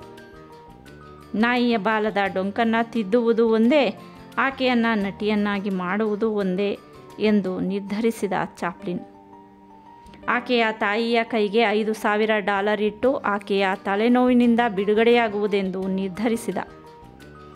ಆಕೆಯನ್ನು ಆಕೆಯ ಊರಿಗೆ ಸಾಗು ಹಾಕುವ ವಿಫಲ ಪ್ರಯತ್ನ ನಡೆಸಿದ. ಆದರೆ ಬಾಗಿಲ ಮೂಲಕ ತೊಲಗಿದ ಪಿಶಾಚಿ ಮತ್ತೆ ಗವಾಕ್ಷಿಯಾಗಿ ದುತ್ತೆಂದು ಕಾಣಿಸಿಕೊಳ್ಳತೊಡಗಿತು. ಚಾಪ್ಲಿನ್ ಗಣ್ಯರೊಂದಿಗಿದ್ದಾಗ ದುತ್ತನೆ ಬ್ಯಾರಿ ಕಾಣಿಸಿಕೊಂಡು ಹಲೋ ಎಂದು ಮತ್ತು ಸಲಿಗೆಯಿಂದ ವರ್ತಿಸತೊಡಗಿದಳು. ಚಾಪ್ಲಿನ್ನನ್ನು ಮುಜುಗರಕ್ಕೀಡು ಮಾಡತೊಡಗಿದಳು. ಆಕೆಯ ಕಣ್ಣಿಗೆ ಬೀಳಬಾರದೆಂದು ನಿರ್ಧರಿಸಿ ಅವನು ತಲೆಮರೆಸಿಕೊಳ್ಳತೊಡಗಿದ. ತಲೆಮರೆಸಿಕೊಂಡಿರುವಾಗಲೇ ತನ್ನ ಚಿತ್ರದ ನಾಯಕಿ ಪಾತ್ರಕ್ಕೆ ಸೂಕ್ತ ನಟಿಯನ್ನು ಹುಡುಕುತ್ತಿದ್ದ. ಆದರೆ ಮಾಟಗಾತಿ ಸೃಷ್ಟಿಸಿದ ಗಂದರಗೋಳದಿಂದಾಗಿ ಅದು ಸಾಧ್ಯವಾಗುತ್ತಿರಲಿಲ್ಲ. ಆಗ ಲಿಟಾ ಗ್ರೇಯನ್ನು ಬಳಸಿಕೊಂಡು ಚಾಪ್ಲಿನ್ನನ್ನು ತೇಜೋವಧೆ ಮಾಡಲು ಶ್ರಮಿಸಿದ್ದ ದುಷ್ಟಶಕ್ತಿಗಳು ಈಗ ಬ್ಯಾರಿಯ ಮೂಲಕ ಈ ಕೆಲಸವನ್ನು ವ್ಯವಸ್ಥಿತವಾಗಿ ಶುರು ಮಾಡಿದ್ದವು. ಚಾಪ್ಲಿನ್ ಕಮ್ಯುನಿಸ್ಟ್ ಎಂದು ಭಾವಿಸಿ ಸರ್ಕಾರ ಕಣ್ಣು ಕೆಂಪಗೆ ಮಾಡಿಕೊಂಡು ಅವನ ಕಡೆ ನೋಡತೊಡಗಿತ್ತು. ಕೆಲ ಕ್ರೈಸ್ತ ಮತಾಂಧರು ಅವನು ನಾಜಿಸಂ ವಿರೋಧಿಸುತ್ತಿದ್ದುದು ಕಂಡು ಹಲ್ಲು ಕಡಿಯುತ್ತಿದ್ದರು. ನಾಜಿಸಂ ಸಮರ್ಥಕರೂ ಅವನನ್ನು ತಮ್ಮ ಕಡು ವಿರೋಧಿಯೆಂದೇ ಭಾವಿಸಿದ್ದರು. ಅಂಥವರೊಂದಿಗೆ ಹಾಲಿವುಡ್ನ ಸಿನಿಮಾ ಮಂದಿ ಸೇರಿಕೊಂಡಿದ್ದರು. ಇನ್ನು ಉಳಿದವರ ಕಣ್ಣಿಗೆ ಚಾಪ್ಲಿನ್ ಮಹಾ ವಿಷಯ ಲಂಪಟನೆಯೇ ಆಗಿಬಿಟ್ಟಿದ್ದ. ಇದನ್ನೆಲ್ಲ ಸಮರ್ಥಿಸುವಂತೆ ಬ್ಯಾರಿ ಚಾಪ್ಲಿನ್ ಕುರಿತು ಹೊಸ ಹೊಸ ಕಥೆಗಳನ್ನು ಹರಡತೊಡಗಿದ್ದಳು. ಇವನ್ನೆಲ್ಲ ಉಪಯೋಗಿಸಿಕೊಂಡು ಪತ್ರಿಕೆಗಳು ಚಾಪ್ಲಿನ್ ವಿರುದ್ಧ ಕತೆ ಕಟ್ಟಿ ಪ್ರಕಟಿಸತೊಡಗಿದ್ದವು. ಆತ್ಮಸ್ಥೈರ್ಯದಿಂದ ಚಾಪ್ಲಿನ್ ವಿರೋಧಿ ಅಲೆಯನ್ನು ಎದುರಿಸತೊಡಗಿದ. ಶ್ಯಾಡೋ ಚಿತ್ರಕಥೆಯನ್ನು ಎದುರಿಗಿಟ್ಟುಕೊಂಡು ತಲೆಗೆ ಕೈ ಹಚ್ಚಿ ಶೂನ್ಯ ನಿಟ್ಟಿಸುತ್ತಾ ತನ್ನ ಬೆವರ್ಲಿ ಹಿಲ್ಸ್ನ ಮನೆಯಲ್ಲಿ ಚಾಪ್ಲಿನ್ ಕಾಲಕ್ಷೇಪ ಮಾಡತೊಡಗಿದ. ಅದೇ ಸಮಯದಲ್ಲಿ ಆರ್ಸನ್ ವೆಲ್ಸ್ ಮಾತಿನ ನಡುವೆ ತಾನು ಫ್ರೆಂಚ್ ನರಪಾತಕಿ ಲಾಂಡ್ರೋನ ನಿಜ ಜೀವನವನ್ನು ಆಧರಿಸಿ ಒಂದು ಸುದೀರ್ಘ ಲೇಖನವನ್ನು ಬರೆಯುತ್ತಿರುವುದಾಗಿ ಹೇಳಿದ. ಲಾಂಡ್ರೋ ಮಾಡಿದ ಕೊಲೆಗಳ ಬಗ್ಗೆ ಚಾಪ್ಲಿನ್ ಹಿಂದೊಮ್ಮೆ ಪತ್ರಿಕೆಗಳಲ್ಲಿ ಓದಿದ್ದ. ವೆಲ್ಸ್ ಹೇಳುತ್ತಿದ್ದ ರೀತಿಯೇ ಅದ್ಭುತವಾಗಿತ್ತು. ಅವನ ಜೀವನವನ್ನು ಆಧರಿಸಿ ತಾನು ಯಾಕೆ ಸಿನಿಮಾ ಮಾಡಬಾರದೆಂದು ಎನಿಸಿತು. ಈಗಾಗಲೇ ಎಷ್ಟು ಬರೆದಿದ್ದೀಯಾ ಎಂದು ಚಾಪ್ಲಿನ್ ಕೇಳಿದ. ಇನ್ನೂ ಬರೆಯಲು ಶುರು ಮಾಡಿಲ್ಲ. ಆ ಕೊಲೆಗಾರನ ಬಗ್ಗೆ ಕೋರ್ಟಿನಿಂದ ಡಾಕ್ಯುಮೆಂಟ್ಸ್ ಪಡ್ಕೊಂಡು ಬರೆಯಲಿಕ್ಕೆ ಶುರು ಮಾಡಬೇಕಿದೆ ಎಂದು ಜಾಣ ವೆಲ್ಸ್ ಹೇಳಿದ. ಇದರಿಂದ ಚಾಪ್ಲಿನ್ಗೆ ಬಹಳ ನಿರಾಶೆಯಾಯಿತು. ನೀನು ಈ ಬಗ್ಗೆ ಸಹಕರಿಸಿದರೆ ಅವನ ಬಗ್ಗೆ ಒಂದು ಒಳ್ಳೆಯ ಸ್ಕ್ರಿಪ್ಟ್ ಮಾಡಬಹುದಿತ್ತು. ಆದರೆ ನೀನಾ ಬಗ್ಗೆ ಯೋಚಿಸಿಲ್ಲ ಅಂತೀಯ. ಹೋಗಲಿ ಬಿಡು. ಈಗ ಸದ್ಯಕ್ಕೆ ಹೇಗೋ ನನ್ನ ಹತ್ರ ಶ್ಯಾಡೋ ಆ್ಯಂಡ್ ಸಬ್ಸ್ಟೆನ್ಸ್ ಸ್ಕ್ರಿಪ್ಟ್ ಇದೆ ಎಂದು ಅವನನ್ನು ಬೀಳ್ಕೊಟ್ಟ. ಒಂದೆರಡು ದಿನಗಳ ನಂತರ ಹಂತಕ ಲಾಂಡ್ರು ಕಾಡತೊಡಗಿದ. ಶ್ಯಾಡೋಗಿಂತ ಲಾಂಡ್ರು ಬಗ್ಗೆ ಒಂದು ಒಳ್ಳೆ ಕಾಮಿಡಿ ಚಿತ್ರ ತಯಾರಿಸಬಹುದೆಂಬ ಯೋಚನೆ ಬಂತು. ಕೂಡಲೇ ಚಾಪ್ಲಿನ್ ವೆಲ್ಸ್ಗೆ ಫೋನ್ ಮಾಡಿದ. ನೋಡು, ನೀನು ಲ್ಯಾಂಡ್ರೋ ಬಗ್ಗೆ ಒಂದು ಡಾಕ್ಯುಮೆಂಟ್ರಿ ಮಾಡಬೇಕಂತಿದ್ದೀಯಲ್ಲ, ಅದರ ಬಗ್ಗೆ ನಾನೇ ಒಂದು ಸಿನಿಮಾ ತಯಾರಿಸಬೇಕಂತಿದ್ದೀನಿ. ಒಂದೊಳ್ಳೆ ಕಾಮಿಡಿ ಮಾಡಬಹುದು. ನೀನಾಗಿ ಒಪ್ಪಿಗೆ ಕೊಟ್ಟು ಸಹಕರಿಸಿದರೆ ನಾನು ನಿನಗೆ $5,000 ರಾಯಲ್ಟಿ ಕೊಡ್ತೀನಿ. ಏನಂತೀಯ? ಅದಕ್ಕೆ ಪ್ರತಿಯಾಗಿ ವೇಲ್ಸ್ ಒಂದು ಕ್ಷಣ ಉತ್ತರಿಸದೆ ತಡವರಿಸಿದ. ಗಟ್ಟಿಯಾಗಿ ನಕ್ಕ. ವೆಲ್ಸ್, ಲಾಂಡ್ರು ನಿನ್ನ ಸ್ವಂತ ಕಥೆ ಏನೂ ಅಲ್ಲ. ಅದು ನಡೆದಿರುವ ಘಟನೆ. ಅದರ ಬಗ್ಗೆ ಯಾರಾದರೂ ಯೋಚಿಸಬಹುದು ಎಂದು ಚಾಪ್ಲಿನ್ ರಂಗೋಲಿ ಕೆಳಗೆ ತೂರುವುದಾಗಿ ಗತ್ತು ಹಾಕಿದೊಡನೆ ವೆಲ್ಸ್ ದಾರಿಗೆ ಬಂದ. ಆಯಿತು, ನೀನು ಹೇಳಿದಂತೆಯೇ ಆಗಲಿ. ಆದರೆ ನನ್ನದೊಂದು ಮನವಿ. ನೀನು ಟೈಟಲ್ ಕಾರ್ಡ್ನಲ್ಲಿ ಕಥೆಯ ಕ್ರೆಡಿಟ್ ನನಗೆ ಕೊಡಬೇಕು ಎಂತ ಒಂದು ಷರತ್ತು ಹಾಕಿದ. ಟೈಟಲ್ ಕಾರ್ಡ್ನಲ್ಲಿ ಹಾಕೋದು ಬಿಡೋದು ಮುಂದಿನ ಮಾತು, ಅದೇನು ದೊಡ್ಡ ವಿಷಯ ಅಲ್ಲ ಎನಿಸಿತು. ಚಾಪ್ಲಿನ್ ವೇಲ್ಸ್ಗೆ $5,000 ಗೌರವಧನ ನೀಡಿ ಕರಾರು ಮಾಡಿಕೊಂಡ. ಸಮಾಧಾನದ ಉಸಿರು ಬಿಟ್ಟ. ಅದುವರೆಗೆ ಮಾಡಿದ್ದ ಶ್ಯಾಡೋ ಚಿತ್ರೀಕತೆಯನ್ನು ನೇಪಥ್ಯಕ್ಕೆ ಸೇರಿಸಿ ಲ್ಯಾಂಡ್ರೋ ನನ್ನ ಎದುರಿಗಿಟ್ಟುಕೊಂಡ. ತಿಂಗಳುಗಟ್ಟಲೆ ಶ್ರಮಿಸಿ ಚಿತ್ರಕಥೆಯನ್ನು ಒಂದು ಹಂತಕ್ಕೆ ತಂದ. ಅದಕ್ಕೆ ಮನ್ಶೂ ವರ್ಡ್ ಎಂದು ಹೆಸರಿಟ್ಟ. ಈ ನಡುವೆ ಜೋನ್ಸ್ ಬೇರಿಯ ಬ್ಲ್ಯಾಕ್ ಮೇಲ್ ಕಾಟ ತುರಿಯಾವಸ್ಥೆ ತಲುಪಿತ್ತು. ಚಾಪ್ಲಿನ್ ಇಲ್ಲದ ಹೊತ್ತಿನಲ್ಲಿ ಬಿವರ್ಲಿ ಹಿಲ್ಸ್ ನಿವಾಸವನ್ನು ಬಿರುಗಾಳಿಯಂತೆ ಪ್ರವೇಶಿಸಿ ಚಾಪ್ಲಿನ್ನ ಬಟ್ಲರ್ ಫ್ರಾಂಕ್ನನ್ನು ಬೆದರಿಸಿ ಜೀವ ತಿನ್ನುತ್ತಿದ್ದಳು. ಕುಡಿದು ಬಂದು ರಂಪಾಟ ಮಾಡುತ್ತಿದ್ದಳು. ಕಿಟಕಿ ಬಾಗಿಲುಗಳ ಗ್ಲಾಸ್ ಒಡೆಯುವುದು, ಪೀಠೋಪಕರಣಗಳನ್ನು ಎತ್ತಿ ಬಿಸಾಡುವುದು ಮಾಡುತ್ತಿದ್ದಳು. ಚಾಪ್ಲಿನ್ನನ್ನು ದೈಹಿಕವಾಗಿ ಮಾನಸಿಕವಾಗಿ ಘಾಸಿಗೊಳಿಸುತ್ತಿದ್ದಳು. ಹಣಕ್ಕಾಗಿ ಪೀಡಿಸುತ್ತಿದ್ದಳು. ತಾನಾದರೂ ಎಲ್ಲಿಯವರೆಗೆ ಕೊಟ್ಟಾನು? ಪೊಲೀಸರ ಸಹಾಯದಿಂದ ಆಕೆಯ ಕೈಗೆ ಒಂದಿಷ್ಟು ಹಣ ತುರುಕಿ ನ್ಯೂಯಾರ್ಕ್ಗೆ ಕಳಿಸುವಲ್ಲಿ ತಾತ್ಪೂರ್ತಿಕ ಯಶಸ್ಸು ಪಡೆಯುತ್ತಿದ್ದ. ಚಾಪ್ಲಿನ್ನ ಬದುಕಿನುದ್ದಕ್ಕೂ ಕವಿದಿದ ಕತ್ತಲೆಯನ್ನು ಓಡಿಸಲು ಅವನ ಬಾಳ ದಿಗಂತದಲ್ಲಿ ಸೂರ್ಯೋದಯವಾಗದೇ ಇರಲಿಲ್ಲ. ಹಾಲಿವುಡ್ನ ಫಿಲಂ ಏಜೆಂಟ್ಗಳಾದ ಮಿನಾ ವ್ಯಾಲೆಸ್ ಚಾಪ್ಲಿನ್ಗೆ ಫೋನ್ ಮಾಡಿ ತರುಣ ವಯಸ್ಸಿನ ಉತ್ತಮ ನಟಿಯೋರ್ವಳು ಶ್ಯಾಡೋದಲ್ಲಿ ನಟಿಸಲು ಅವಕಾಶಕ್ಕಾಗಿ ಕಾಯುತ್ತಿರುವಳೆಂದು ತಿಳಿಸಿದಳು. ಜೋನ್ ಬೇರಿಯ ಜಾಗ ತುಂಬುವಂಥ ಸೂಕ್ತ ನಟಿಗಾಗಿ ತಾನು ಈ ಹಿಂದೆ ಹುಡುಕಾಟ ನಡೆಸಿದ್ದೂ ಉಂಟು. ಇತ್ತೀಚಿನ ದಿನಗಳಲ್ಲಿ ಶ್ಯಾಡೋ ಚಿತ್ರಕಥೆಯನ್ನು ಬ್ಯಾರಿ ಮಹಾತ್ಮೆಯೊಂದಿಗೆ ಮೂಲೆಗೆ ತಳ್ಳಿದ್ದೂ ಆಗಿದೆ. ಆ ಜಾಗದಲ್ಲಿ ಮನ್ಶೂ ವರ್ಷು ಕೈಗೆತ್ತಿಕೊಂಡಿರುವುದೂ ಆಗಿದೆ. ಅಲ್ಲದೆ ಮನ್ಶೂ ವರ್ಷು ಶ್ಯಾಡೋ ಸರಳ ಕತೆ ಅಲ್ಲ. ಚಾಪ್ಲಿನ್ ತನ್ನ ಮುಂದಿನ ಚಿತ್ರದ ಮುಖ್ಯ ಪಾತ್ರಕ್ಕೆ ಹೊಸ ನಟಿಯನ್ನು ಆಯ್ಕೆ ಮಾಡಲು ನಿರ್ಧರಿಸಿದ. ಮೀನಾಳಿಗೆ ಫೋನ್ ಮಾಡಿ ಅಭ್ಯರ್ಥಿಯ ವಿವರ ತರಿಸಿಕೊಂಡ. ಅಭ್ಯರ್ಥಿ ಬೇರೆ ಯಾರೂ ಅಲ್ಲ, ಪ್ರಸಿದ್ಧ ನಾಟಕಕಾರ ಯೂಜಿನ್ ಓನಿಲ್ನ ಮಗಳು ಊನಾ ಓನಿಲ್. Chaplin ತಾನೆಂದೂ ನಾಟಕಕಾರ Eugene ಓನಿಲ್ನನ್ನು ಮುಖತಃ ಭೇಟಿಯಾಗಿರಲಿಲ್ಲ. ಅಂಥ ಪ್ರಸಿದ್ಧ ನಾಟಕಕಾರನ ಮಗಳು ತನ್ನ ಸಿನಿಮಾದಲ್ಲಿ ನಟಿಸುವುದು ಸಾಧ್ಯವೇ? ಊನಾ ಪ್ರಸಿದ್ಧ ನಾಟಕಕಾರನ ಮಗಳಾಗಿರಬಹುದು, ಆದರೆ ಆಕೆ ಸಿನಿಮಾದಲ್ಲಿ ನಟಿಸಬೇಕೆಂದುಕೊಂಡಿದ್ದಲ್ಲಿ ತಪ್ಪೇನೂ ಇರಲಿಲ್ಲ. ಆಕೆ ಕೆಲವು ನಾಟಕಗಳಲ್ಲಿ ಅಭಿನಯಿಸಿ ನಟಿಸಿ ಅನುಭವ ಸಂಪಾದಿಸಿದ್ದಳು. ಚಾಪ್ಲಿನ್ ಊನಾಳನ್ನು ತನ್ನ ಮನೆಯ ಔತಣಕ್ಕೆ ಕರೆದುಕೊಂಡು ಬರುವಂತೆ ಮೀನಾಳಿಗೆ ಸೂಚಿಸಿದ. ಟಿಮ್ ಡ್ಯೂರೆಂಟ್ನನ್ನು ಕಾಣಲು ಹೋಗಿದ್ದ ಚಾಪ್ಲಿನ್ ನಿಗದಿತ ವೇಳೆಗೆ ಮನೆಗೆ ತಲುಪುವುದು ತಡ ಆಯಿತು. ಅಷ್ಟೊತ್ತಿಗಾಗಲೇ ಉರಿಯುವ ಒಲೆಯ ಪಕ್ಕ ಕಾಯುತ್ತಾ ಕೂತಿದ್ದ ಹದಿಹರೆಯದ ತರುಣಿಯನ್ನು ನೋಡಿ ಚಾಪ್ಲಿನ್ಗೆ ಆಶ್ಚರ್ಯವಾಯಿತು. ಆಕೆ ಅಷ್ಟೊಂದು ಸುಂದರಿಯೂ ಮುಗ್ಧೆಯೂ ಹದಿಹರೆಯದ ಯುವತಿಯೂ ಆಗಿರಬಹುದೆಂದು ಆತ ನಿರೀಕ್ಷಿಸಿರಲಿಲ್ಲ. ಮೀನಾ ವ್ಯಾಲೆಸ್ನ ಅನುಪಸ್ಥಿತಿಯಲ್ಲಿ ಚಾಪ್ಲಿನ್ ಮತ್ತು ಊನಾ ಪರಸ್ಪರ ಪರಿಚಯ ಮಾಡಿಕೊಂಡರು. ತದನಂತರ ಬಂದ ಮೀನಾ ಅವರಿಬ್ಬರನ್ನು ಔಪಚಾರಿಕವಾಗಿ ಪರಿಚಯ ಮಾಡಿಸಿದಳು. ಇನ್ನು 17ರ ಒಳಗಿರುವ ಊನಾ ತನ್ನ ಮುಂದಿನ ಚಿತ್ರದ ನಾಯಕಿ ಪಾತ್ರಕ್ಕೆ ನ್ಯಾಯ ಒದಗಿಸುವ ಬಗ್ಗೆ ಸಂದೇಹ ಕಾಡಿತು ಚಾಪ್ಲಿನ್ಗೆ. ತನಗೆ ಬೇಕಾಗಿರುವುದು ತುಸು ಪ್ರೌಢ ವಯಸ್ಸಿನ ಅನುಭವಸ್ಥ ನಟಿ, ಆದರೆ ಹದಿಹರೆಯದ ತರುಣಿ, ಅಲ್ಲದೆ ಅಭಿನಯದಲ್ಲಿ ಅನುಭವವೂ ಇಲ್ಲದವಳು. ಆದ್ದರಿಂದ ಚಾಪ್ಲಿನ್ ಆಕೆಯ ಬಗ್ಗೆ ಯಾವ ಆಸಕ್ತಿ ತೋರಿಸಲಿಲ್ಲ. ಫಾಕ್ಸ್ ಫಿಲಂ ಕಂಪನಿ ಊನಾಳ ಬಗ್ಗೆ ಒಲವು ತೋರಿಸುತ್ತಿದೆ ಎಂಬ ವರ್ತಮಾನವನ್ನು ತಿಳಿದು ಆಕೆಯ ಸೌಂದರ್ಯ, ನಡೆ, ನುಡಿಗೆ ಆಕರ್ಷಿತನಾದ. ಆಕೆಯೂ ಆತನ ವ್ಯಕ್ತಿತ್ವಕ್ಕೆ ಕ್ರಮೇಣ ಮನಸೋತಳು. 37 ವರ್ಷಗಳ ವಯಸ್ಸಿನ ಅಂತರ ಅವರೀರ್ವರನ್ನು ಕಾಡಲಿಲ್ಲ. ಪರಸ್ಪರ ಗಾಢವಾಗಿ ಪ್ರೀತಿಸಲಾರಂಭಿಸಿದರು.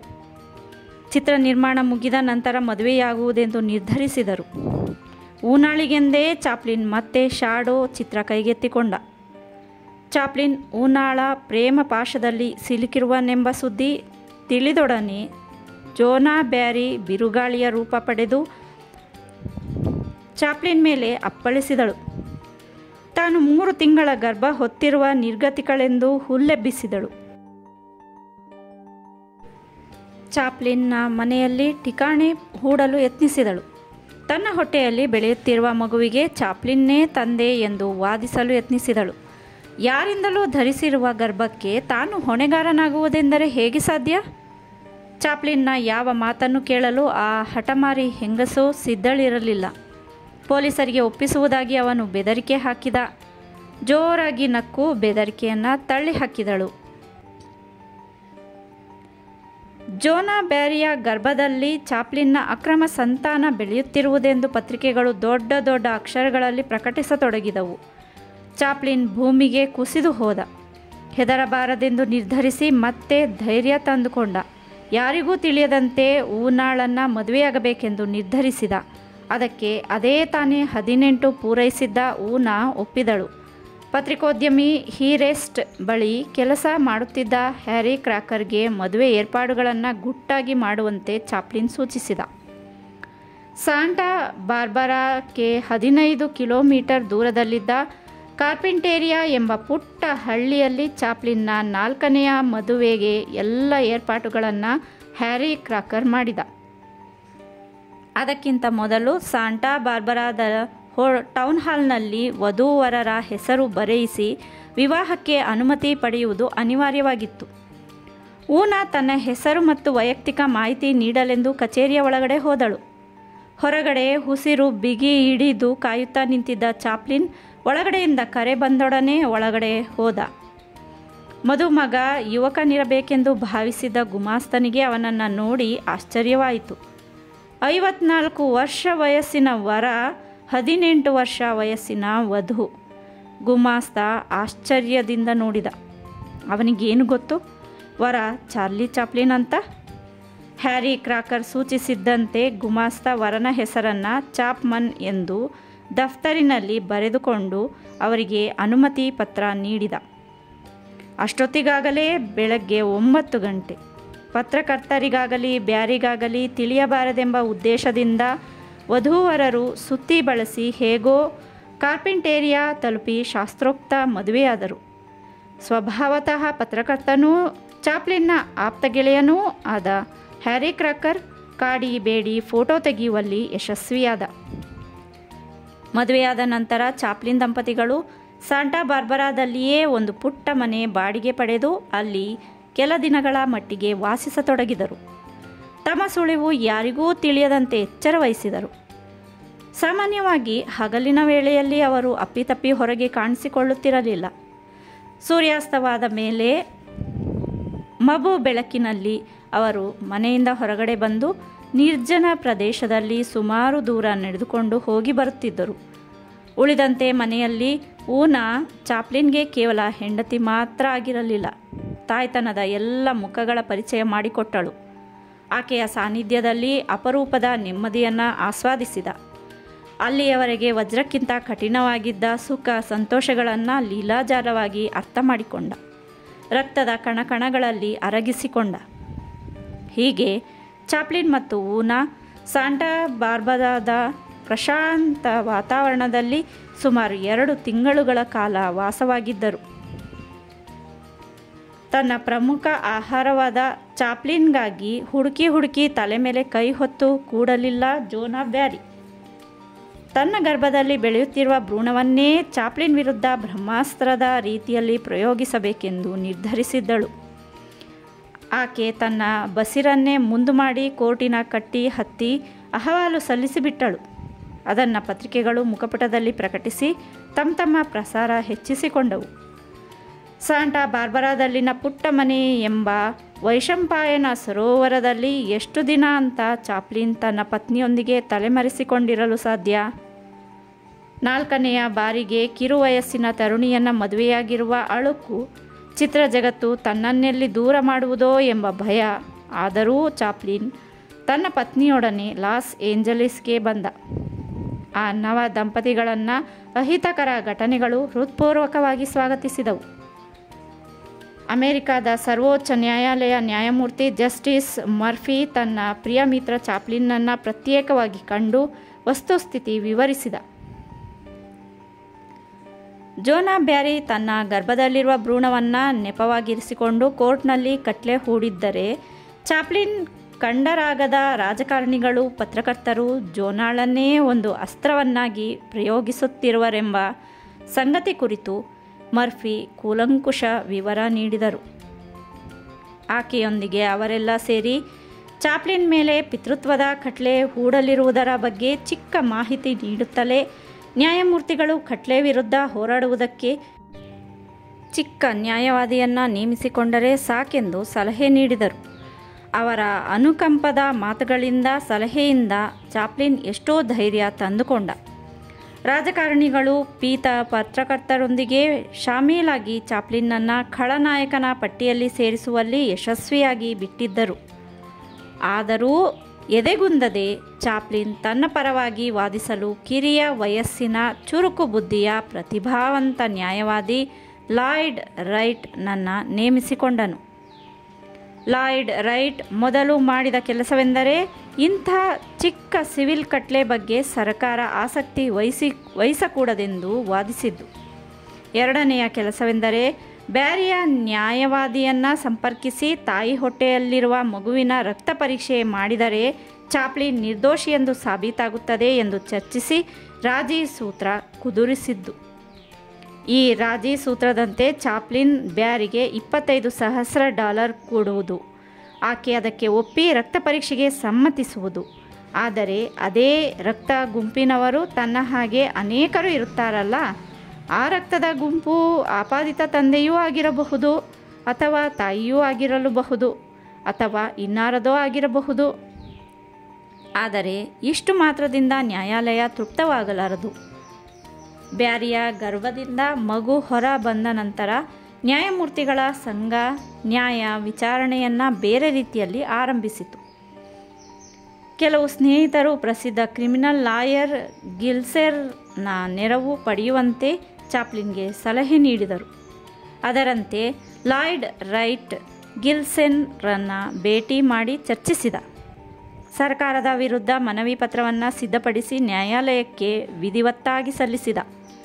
ಆದರೆ ಸರ್ಕಾರ ಚಾಪ್ಲಿನ್ ಮ್ಯಾನ್ ಆ್ಯಕ್ಟ್ ಅನ್ನು ಉಲ್ಲಂಘಿಸಿರುವಂತೆ ಆರೋಪಿಸಿತು. ಹೆಣ್ಣುಗಳನ್ನು ಒಂದು ಪ್ರದೇಶದಿಂದ ಇನ್ನೊಂದು ಪ್ರದೇಶಕ್ಕೆ ಸ್ಥಳಾಂತರಿಸಿ ಸೂಳೆಗಾರಿಕೆಗೆ ಪ್ರಚೋದಿಸುವುದನ್ನು ನಿಯಂತ್ರಿಸುವ ಕಾಯಿದೆಯೇ ಮ್ಯಾನ್ ಆ್ಯಕ್ಟ್ ಆಗಿತ್ತು. ಈ ಶಾಸನದ ಪ್ರಕಾರ ಪರಿತ್ಯಕ್ತ ಹೆಂಡತಿಯನ್ನು ಒಂದು ಪ್ರದೇಶದಿಂದ ಇನ್ನೊಂದು ಪ್ರದೇಶಕ್ಕೆ ಕರೆದೊಯ್ದು ಸಂಭೋಗಿಸಿದರೂ ಅಪರಾಧವೇ. ಇದಕ್ಕೆ ಕನಿಷ್ಠವೆಂದರೆ 5 ವರ್ಷ ಕಠಿಣ ಕಾರಾಗೃಹ ಶಿಕ್ಷೆ ವಿಧಿಸಲಾಗುತ್ತಿತ್ತು. ಇಂಥದೊಂದು ಅರ್ಥವಾಗದೆ ಚಾಪ್ಲಿನ್ ಕಕ್ಕಾವಿಕ್ಕಿಯಾದ. ಲಾಯ್ಡ್ ಮತ್ತು ಗಿಲ್ಸೆರ್ ಅವನಿಗೆ ಧೈರ್ಯ ಹೇಳಿದರು. ಸರಕಾರ ಕೋರ್ಟಿಗೆ ಚಾರ್ಜ್ ಶೀಟ್ ಸಲ್ಲಿಸಿತು. ಖಟ್ಲೆ ವಿಚಾರಣೆಯನ್ನು ಕೋರ್ಟ್ ಆರಂಭಿಸಿತು. ದೋಷಾರೋಪಣೆಯನ್ನು ಪ್ರಾಥಮಿಕವಾಗಿ ಕೋರ್ಟ್ ಅಂಗೀಕರಿಸಿತು. ಇದರ ವಿರುದ್ಧ ಚಾಪ್ಲಿನ್ ಹೋರಾಟ ಆರಂಭಿಸಿದ.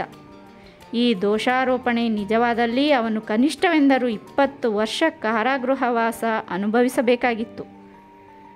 ಬ್ಯಾರಿ ಮಗುವಿನ ರಕ್ತ ಪರೀಕ್ಷೆ ಮಾಡಿದ ನಂತರ ಚಾಪ್ಲಿನ್ ನಿರಪರಾಧಿ ಎಂಬ ಸತ್ಯ ಹೊರಗೆ ಬಿತ್ತು. ಆದರೆ ಸರ್ಕಾರ ಗಾಯಗೊಂಡ ಕಾಡು ಮೃಗದಂತೆ ವಿಚಾರಣೆಯನ್ನು ಮುಂದುವರೆಸಿತು. ಗಿಲ್ಸರ್ ಮನೆಯಲ್ಲಿದ್ದಾಗ ಚಾಪ್ಲಿನ್ಗೆ ಸ್ಯಾನ್ ಫ್ರಾನ್ಸಿಸ್ಕೋದ ಕ್ಯಾಥೋಲಿಕ್ ಚರ್ಚ್ನ ಫಾದರ್ನಿಂದ ಪತ್ರ ಬಂತು. ಜೋನ್ ಬ್ಯಾರಿ ಎಂಬ ಮಹಿಳೆಯನ್ನು ಚಾಪ್ಲಿನ್ಗೆ ತೊಂದರೆ ಕೊಡಲಿಕ್ಕೆಂದೇ ಅಮೆರಿಕದ ಫ್ಯಾಸಿಸ್ಟ್ ಸಂಸ್ಥೆ ನೇಮಿಸಿರುವುದೆಂದೂ ಅಗತ್ಯ ಬಿದ್ದರೆ ತಾನು ಕೋರ್ಟಿಗೆ ಬಂದು ಸಾಕ್ಷ್ಯಾಧಾರ ಸಹಿತ ಹೇಳಿಕೆ ನೀಡುವುದಾಗಿಯೂ ಫಾದರ್ ಅದರಲ್ಲಿ ಉಲ್ಲೇಖಿಸಿದ್ದ. ಚಾಪ್ಲಿನ್ನ ಕ್ರಿಮಿನಲ್ ಲಾಯರ್ ಗಿಸ್ಲೆರ್ ಇದರಿಂದ ಹೊಸ ಸಮಸ್ಯೆ ಉದ್ಭವಿಸಬಹುದೆಂದು ಆಲೋಚಿಸಿ ಅದನ್ನು ದೂರವಿರಿಸಿದ. ಅಮೆರಿಕ ಸರ್ಕಾರ, ಫೆಡರಲ್ ಬ್ಯೂರೋ ಆಫ್ ಇನ್ವೆಸ್ಟಿಗೇಷನ್ ಹೊಸ ಸಾಕ್ಷ್ಯಾಧಾರಗಳನ್ನು ಕ್ರೋಢೀಕರಿಸುವ ಪ್ರಯತ್ನ ಮಾಡಿದವು. ಚಾಪ್ಲಿನ್ ಮತ್ತು ಆತನ ವಕೀಲರಿಬ್ಬರು ಕೆಲವು ತಿಂಗಳುಗಳ ಕಾಲ ಸರ್ಕಾರ ಹೂಡಿದ್ದ ಖಟ್ಲೆ ವಿರುದ್ಧ ನಿರ್ವಿರಾಮವಾಗಿ ಹೋರಾಡಿದರು. ಅಮೆರಿಕದಲ್ಲಿ ತನ್ನ ಘನತೆ, ಗೌರವ ಕಾಪಾಡಿಕೊಳ್ಳುವುದಕ್ಕಾಗಿ, ತಾನು ನಿರಪರಾಧಿ ಎಂದು ಸಾಬೀತುಪಡಿಸುವುದಕ್ಕಾಗಿ ಚಾಪ್ಲಿನ್ ಹಗಲಿರುಳು ಶ್ರಮಿಸದೇ ಇರಲಿಲ್ಲ. ಅದುವರೆಗೆ ವಾಸ್ತವವನ್ನು ತಿರುಚಿ ಬರೆಯುತ್ತಿದ್ದ ಪತ್ರಿಕೆಗಳು ಕ್ರಮೇಣ ಚಾಪ್ಲಿನ್ನಿಂದ ದೂರ ಸರಿದವು. ವಿಚಾರಣೆ ಕೆಲವು ತಿಂಗಳುಗಳ ಕಾಲ ನಡೆಯಿತು. ವಿಚಾರಣೆಯೆಲ್ಲ ಮುಗಿದು ತೀರ್ಪು ಕೊಡುವ ಕೋರ್ಟ್ನ ಒಳಗೆ ಹೊರಗೆ ನೂರಾರು ಮಂದಿ ಕುತೂಹಲದಿಂದ ಜಮಾಯಿಸಿದರು. ಒಂದು ಕಡೆ ಚಾಪ್ಲಿನ್ ತನ್ನ ವಕೀಲ ಗಿಸ್ಲರ್ ಸಂಗಡ ಕೂತಿದ್ದ. ಕೋರ್ಟ್ನ ಗುಮಾಸ್ತ ಟೇಬಲ್ ಮೇಲೆ 3 ಸಾರಿ ಗುದ್ದಿದ ನಂತರ ನಿಶ್ಶಬ್ದ ಆವರಿಸಿತ್ತು. ಕೋರ್ಟಿನ ವಕ್ತಾರ ತೀರ್ಪು ಓದಲಾರಂಭಿಸಿದ. ಚಾರ್ಲ್ಸ್ ಚಾಪ್ಲಿನ್ ಕೇಸ್ 33,607 ಕ್ರಿಮಿನಲ್, ನಿರಪರಾಧಿ. ಜನಜಂಗುಳಿ ಹೋ ಎಂದು ಹರ್ಷೋದ್ಗಾರ ವ್ಯಕ್ತಪಡಿಸಿತು. ಚಾರ್ಲ್ಸ್ ಚಾಪ್ಲಿನ್ 2ನೇ ಕೇಸಿನಲ್ಲೂ ನಿರಪರಾಧಿ. ಜನರು ಹೋ ಎಂದರು. ನ್ಯಾಯಾಧೀಶರು ಚಾಪ್ಲಿನ್ನನ್ನು ಆಪಾದನೆಗಳಿಂದ ಮುಕ್ತಿಗೊಳಿಸಿ ಅಭಿನಂದಿಸಿದರು. ಗಿಸ್ಲರ್ನ ಸಲಹೆಯಂತೆ ಚಾಪ್ಲಿನ್ ನ್ಯಾಯಮೂರ್ತಿಗಳ ಕೈಕುಲುಕಿ ಕೃತಜ್ಞತೆಯನ್ನು ಅರ್ಪಿಸಿದ. ಭಾವೋದ್ವಿಗ್ನಗೊಂಡ ಚಾಪ್ಲಿನ್ನನ್ನು ಗಿಸ್ಲರ್ ಸಂತೈಸಿದ. ಚಾಪ್ಲಿನ್ ಕಮ್ಯುನಿಸ್ಟ್ನೆಂದು ಸಂದೇಹಿಸಿ ಸರ್ಕಾರ ಕೊಡಬಾರದ ಕಷ್ಟಕೊಟ್ಟು ಸೋಲನ್ನು ಒಪ್ಪಿಕೊಂಡಿತ್ತು. ಮಾನವೀಯ ಮೌಲ್ಯಗಳನ್ನು ಪ್ರತಿಪಾದಿಸಲೆಂದೇ ಚಿತ್ರಗಳನ್ನು ನಿರ್ಮಿಸಿದ. ತಾತ್ವಿಕವಾಗಿ ರಾಜಕೀಯ ವ್ಯವಸ್ಥೆಯನ್ನು ಎದುರು ಹಾಕಿಕೊಂಡು ಹೋರಾಡಿ ಗೆದ್ದ ಚಾಪ್ಲಿನ್ ಅಮೆರಿಕ ಚರಿತ್ರೆಯಲ್ಲಿ ತನ್ನದೇ ಆದ ಪುಟಗಳನ್ನು ಬರೆದ ಮಹಾನ್ ನಟ. ಆತನಿಗೆ ಸರಿಸಾಟಿ ಯಾರೂ ಇರಲಾರರು. ಆತನ ಅಭಿಮಾನಿಯೊಬ್ಬ ಹೃತ್ಪೂರ್ವಕವಾಗಿ ಅಭಿನಂದಿಸಿದ. ಚಾಪ್ಲಿನ್ ಯಾರೊಂದಿಗೂ ಮಾತಾಡದೆ ಸೀದಾ ಮನೆಗೆ ಮರಳಿದ. ಹೆಂಡತಿ ಊನಾ ತೊಡೆ ಮೇಲೆ ತಲೆಯಿಟ್ಟು ಮಗುವಿನಂತೆ ಅತ್ತ. ಊನಾ ಗಂಡ ಚಾಪ್ಲಿನ್ನನ್ನು ಸಂತೈಸಿದಳು. ಎಷ್ಟೋ ದಿನಗಳ ನಂತರ ಅವರಿಬ್ಬರು ಜಿನ್ ಸೇವಿಸಿದರು. ಹೊಟ್ಟೆ ತುಂಬ ಊಟ ಮಾಡಿದರು. ಕೋರ್ಟ್ ತೀರ್ಪು ನೀಡಿದ ನಂತರ ಹೆಂಡತಿ ಊನಾಳೊಂದಿಗೆ ದೂರ ಹೋಗಿ ಕೆಲವು ದಿನ ಇದ್ದು ಬರಬೇಕು ಎಂದು ನಿರ್ಧರಿಸಿದ ಚಾಪ್ಲಿನ್ ಕ್ಯಾಲಿಫೋರ್ನಿಯಾದಿಂದ ಬಹುದೂರದಲ್ಲಿದ್ದ ನ್ಯಾಕ್ ಎಂಬ ಊರಿಗೆ ಹೋದರು. ಅಲ್ಲಿ ಕ್ರಿಸ್ತಶಕ 1780 ಕಾಲದ ಒಂದು ಪುರಾತನ ಬಂಗಲೆಯನ್ನು ಬಾಡಿಗೆಗೆ ಪಡೆದರು. ಹಾಗೆಯೇ ರುಚಿಯಾದ ಭಕ್ಷ್ಯ ಭೋಜ್ಯಗಳನ್ನು ತಯಾರಿಸುವ ಬಾಣಸಿಗನನ್ನು ಗೊತ್ತು ಮಾಡಿದರು. ಬೆಚ್ಚನೆಯ ಮನೆ, ಇಚ್ಛೆಯ ನರಿತು ನಡೆವ ಸತಿ, ತಮ್ಮನ್ನು ಗುರುತಿಸಿ ಮಾತನಾಡಿಸುವವರು ಯಾರೂ ಇರಲಿಲ್ಲ. ಅಪರಿಚಿತರಿದ್ದ ಆ ಪುಟ್ಟ ಗ್ರಾಮದಲ್ಲಿ ತಾವೂ ಯಾರನ್ನೂ ಮಾತನಾಡಿಸುವಂತಿರಲಿಲ್ಲ. ಚಾಪ್ಲಿನ್ ದಂಪತಿಗಳು ಕಷ್ಟಕೋಟಲೆ ಮರೆತು ನೆಮ್ಮದಿಯಿಂದ ಇರತೊಡಗಿದರು. ಅದೇ ಊರಿನಲ್ಲಿರುವಾಗ ಊನಾ ಗರ್ಭವತಿಯಾದಳು. ಕೂತುಂಡು ಕಾಲ ಕಳೆಯಲು ಚಾಪ್ಲಿನ್ಗೆ ಬೇಸರವಾಯಿತು. ಮುಂದಿನ ಚಿತ್ರದ ಬಗ್ಗೆ ಆತನಿಗೆ ಒಂದಿಷ್ಟು ಯೋಚಿಸಲಾಗಲಿಲ್ಲ. ತನ್ನಲ್ಲಿ ಸೃಜನಶೀಲ ಶಕ್ತಿ ಮುರುಟು ಹೋಗಿರುವುದೇ ಎಂದು ಕಸಿವಿಸಿಕೊಂಡ. ಚಿತ್ರದಲ್ಲಾಗಲಿ ನಾಟಕದಲ್ಲಾಗಲಿ ನಟಿಸುವ ಆಸೆ ತನಗಿಲ್ಲವೆಂದು ಊನಾ ಈ ಹಿಂದೆಯೇ ಹೇಳಿದ್ದಳು. ಆತನಿಗೆ ಅದೇ ಬೇಕಾಗಿತ್ತು. ಆಕೆ ನಟಿಸುವುದಿಲ್ಲವೆಂದ ಮೇಲೆ ಶ್ಯಾಡೋ ಆ್ಯಂಡ್ ಸಬ್ಸ್ಟ್ಯಾನ್ಸ್ ಯಾಕೆ ಮಾಡುವುದೆಂದು ಕೈಬಿಟ್ಟ. ಮುನ್ಶುವರ್ಡು ಕೈಗೆತ್ತಿಕೊಳ್ಳಬೇಕೆಂದು ನಿರ್ಧರಿಸಿದ. 6 ತಿಂಗಳ ನಂತರ ಚಾಪ್ಲಿನ್ ದಂಪತಿಗಳು ಕ್ಯಾಲಿಫೋರ್ನಿಯಾಕ್ಕೆ ಮರಳಿದರು. ಚಾಪ್ಲಿನ್ ಮುನ್ಶುವರ್ಡು ಚಿತ್ರದ ಬಗ್ಗೆ ವಿಶೇಷ ಆಸಕ್ತಿ ವಹಿಸಿದ್ದ. ಕೋರ್ಟ್ನಿಂದ ಮನೆಗೆ, ಮನೆಯಿಂದ ಕೋರ್ಟ್ಗೆ ಅಲೆಯುತ್ತಿದ್ದ ದಿನಗಳಲ್ಲೂ ಆತ ತನ್ನ ಮುಂದಿನ ಚಿತ್ರಕಥೆ ಕುರಿತು ಯೋಚಿಸುತ್ತಿದ್ದ. ಮತ್ತೆ ಮತ್ತೆ ಬರೆಯುತ್ತಿದ್ದ. ಆ ಆತಂಕದ ದಿನಗಳಲ್ಲೂ ತಾನು ಅನೇಕ ಪ್ರತಿಭಾವಂತರೊಂದಿಗೆ ಆತ್ಮೀಯ ಸಂವಾದವಿರಿಸಿಕೊಂಡಿದ್ದ. ಅವರೆಲ್ಲ ಆತನ ಬಗ್ಗೆ ಸಹಾನುಭೂತಿ ಇರಿಸಿಕೊಂಡಿದ್ದರು.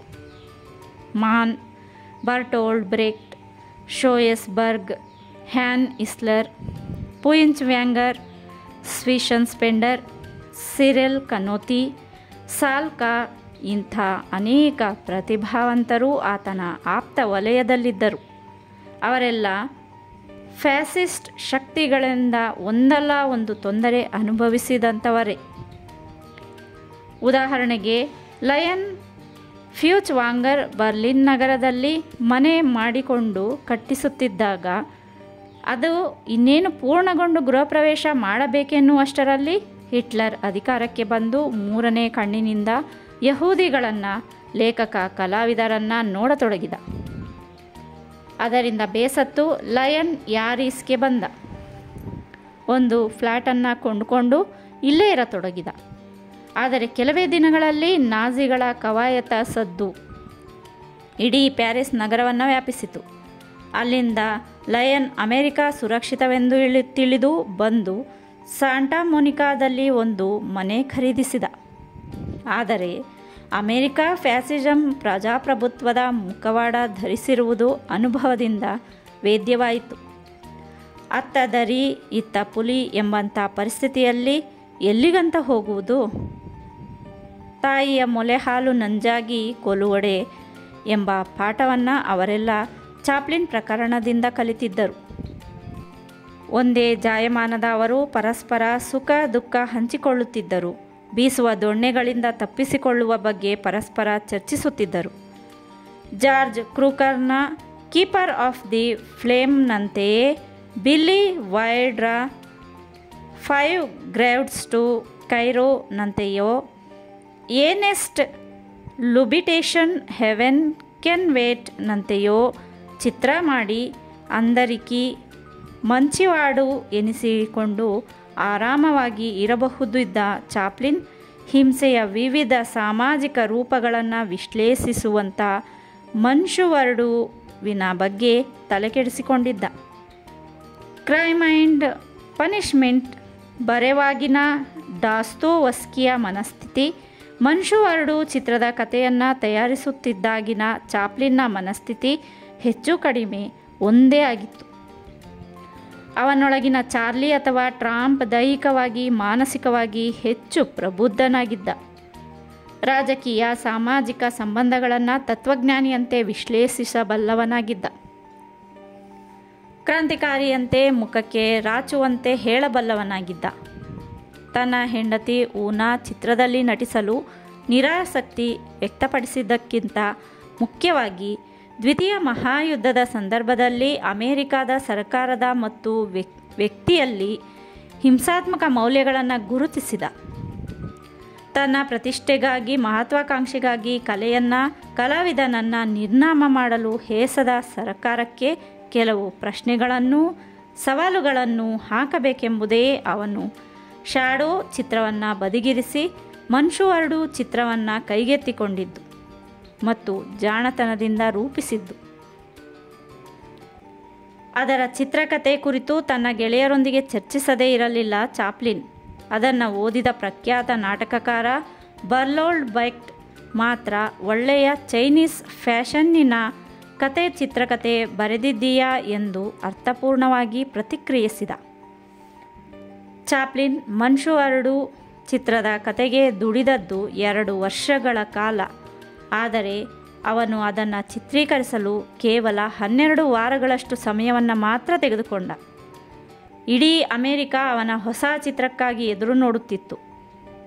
ಚಾಪ್ಲಿನ್ ಮನ್ಷು ವರ್ಡು ಚಿತ್ರಕ್ಕೆ ವ್ಯಯಿಸಿದಷ್ಟು ಶ್ರಮವನ್ನು ಆತ ಹಿಂದೆ ತನ್ನ ಯಾವ ಚಿತ್ರಕ್ಕೂ ವಹಿಸಿರಲಿಲ್ಲ.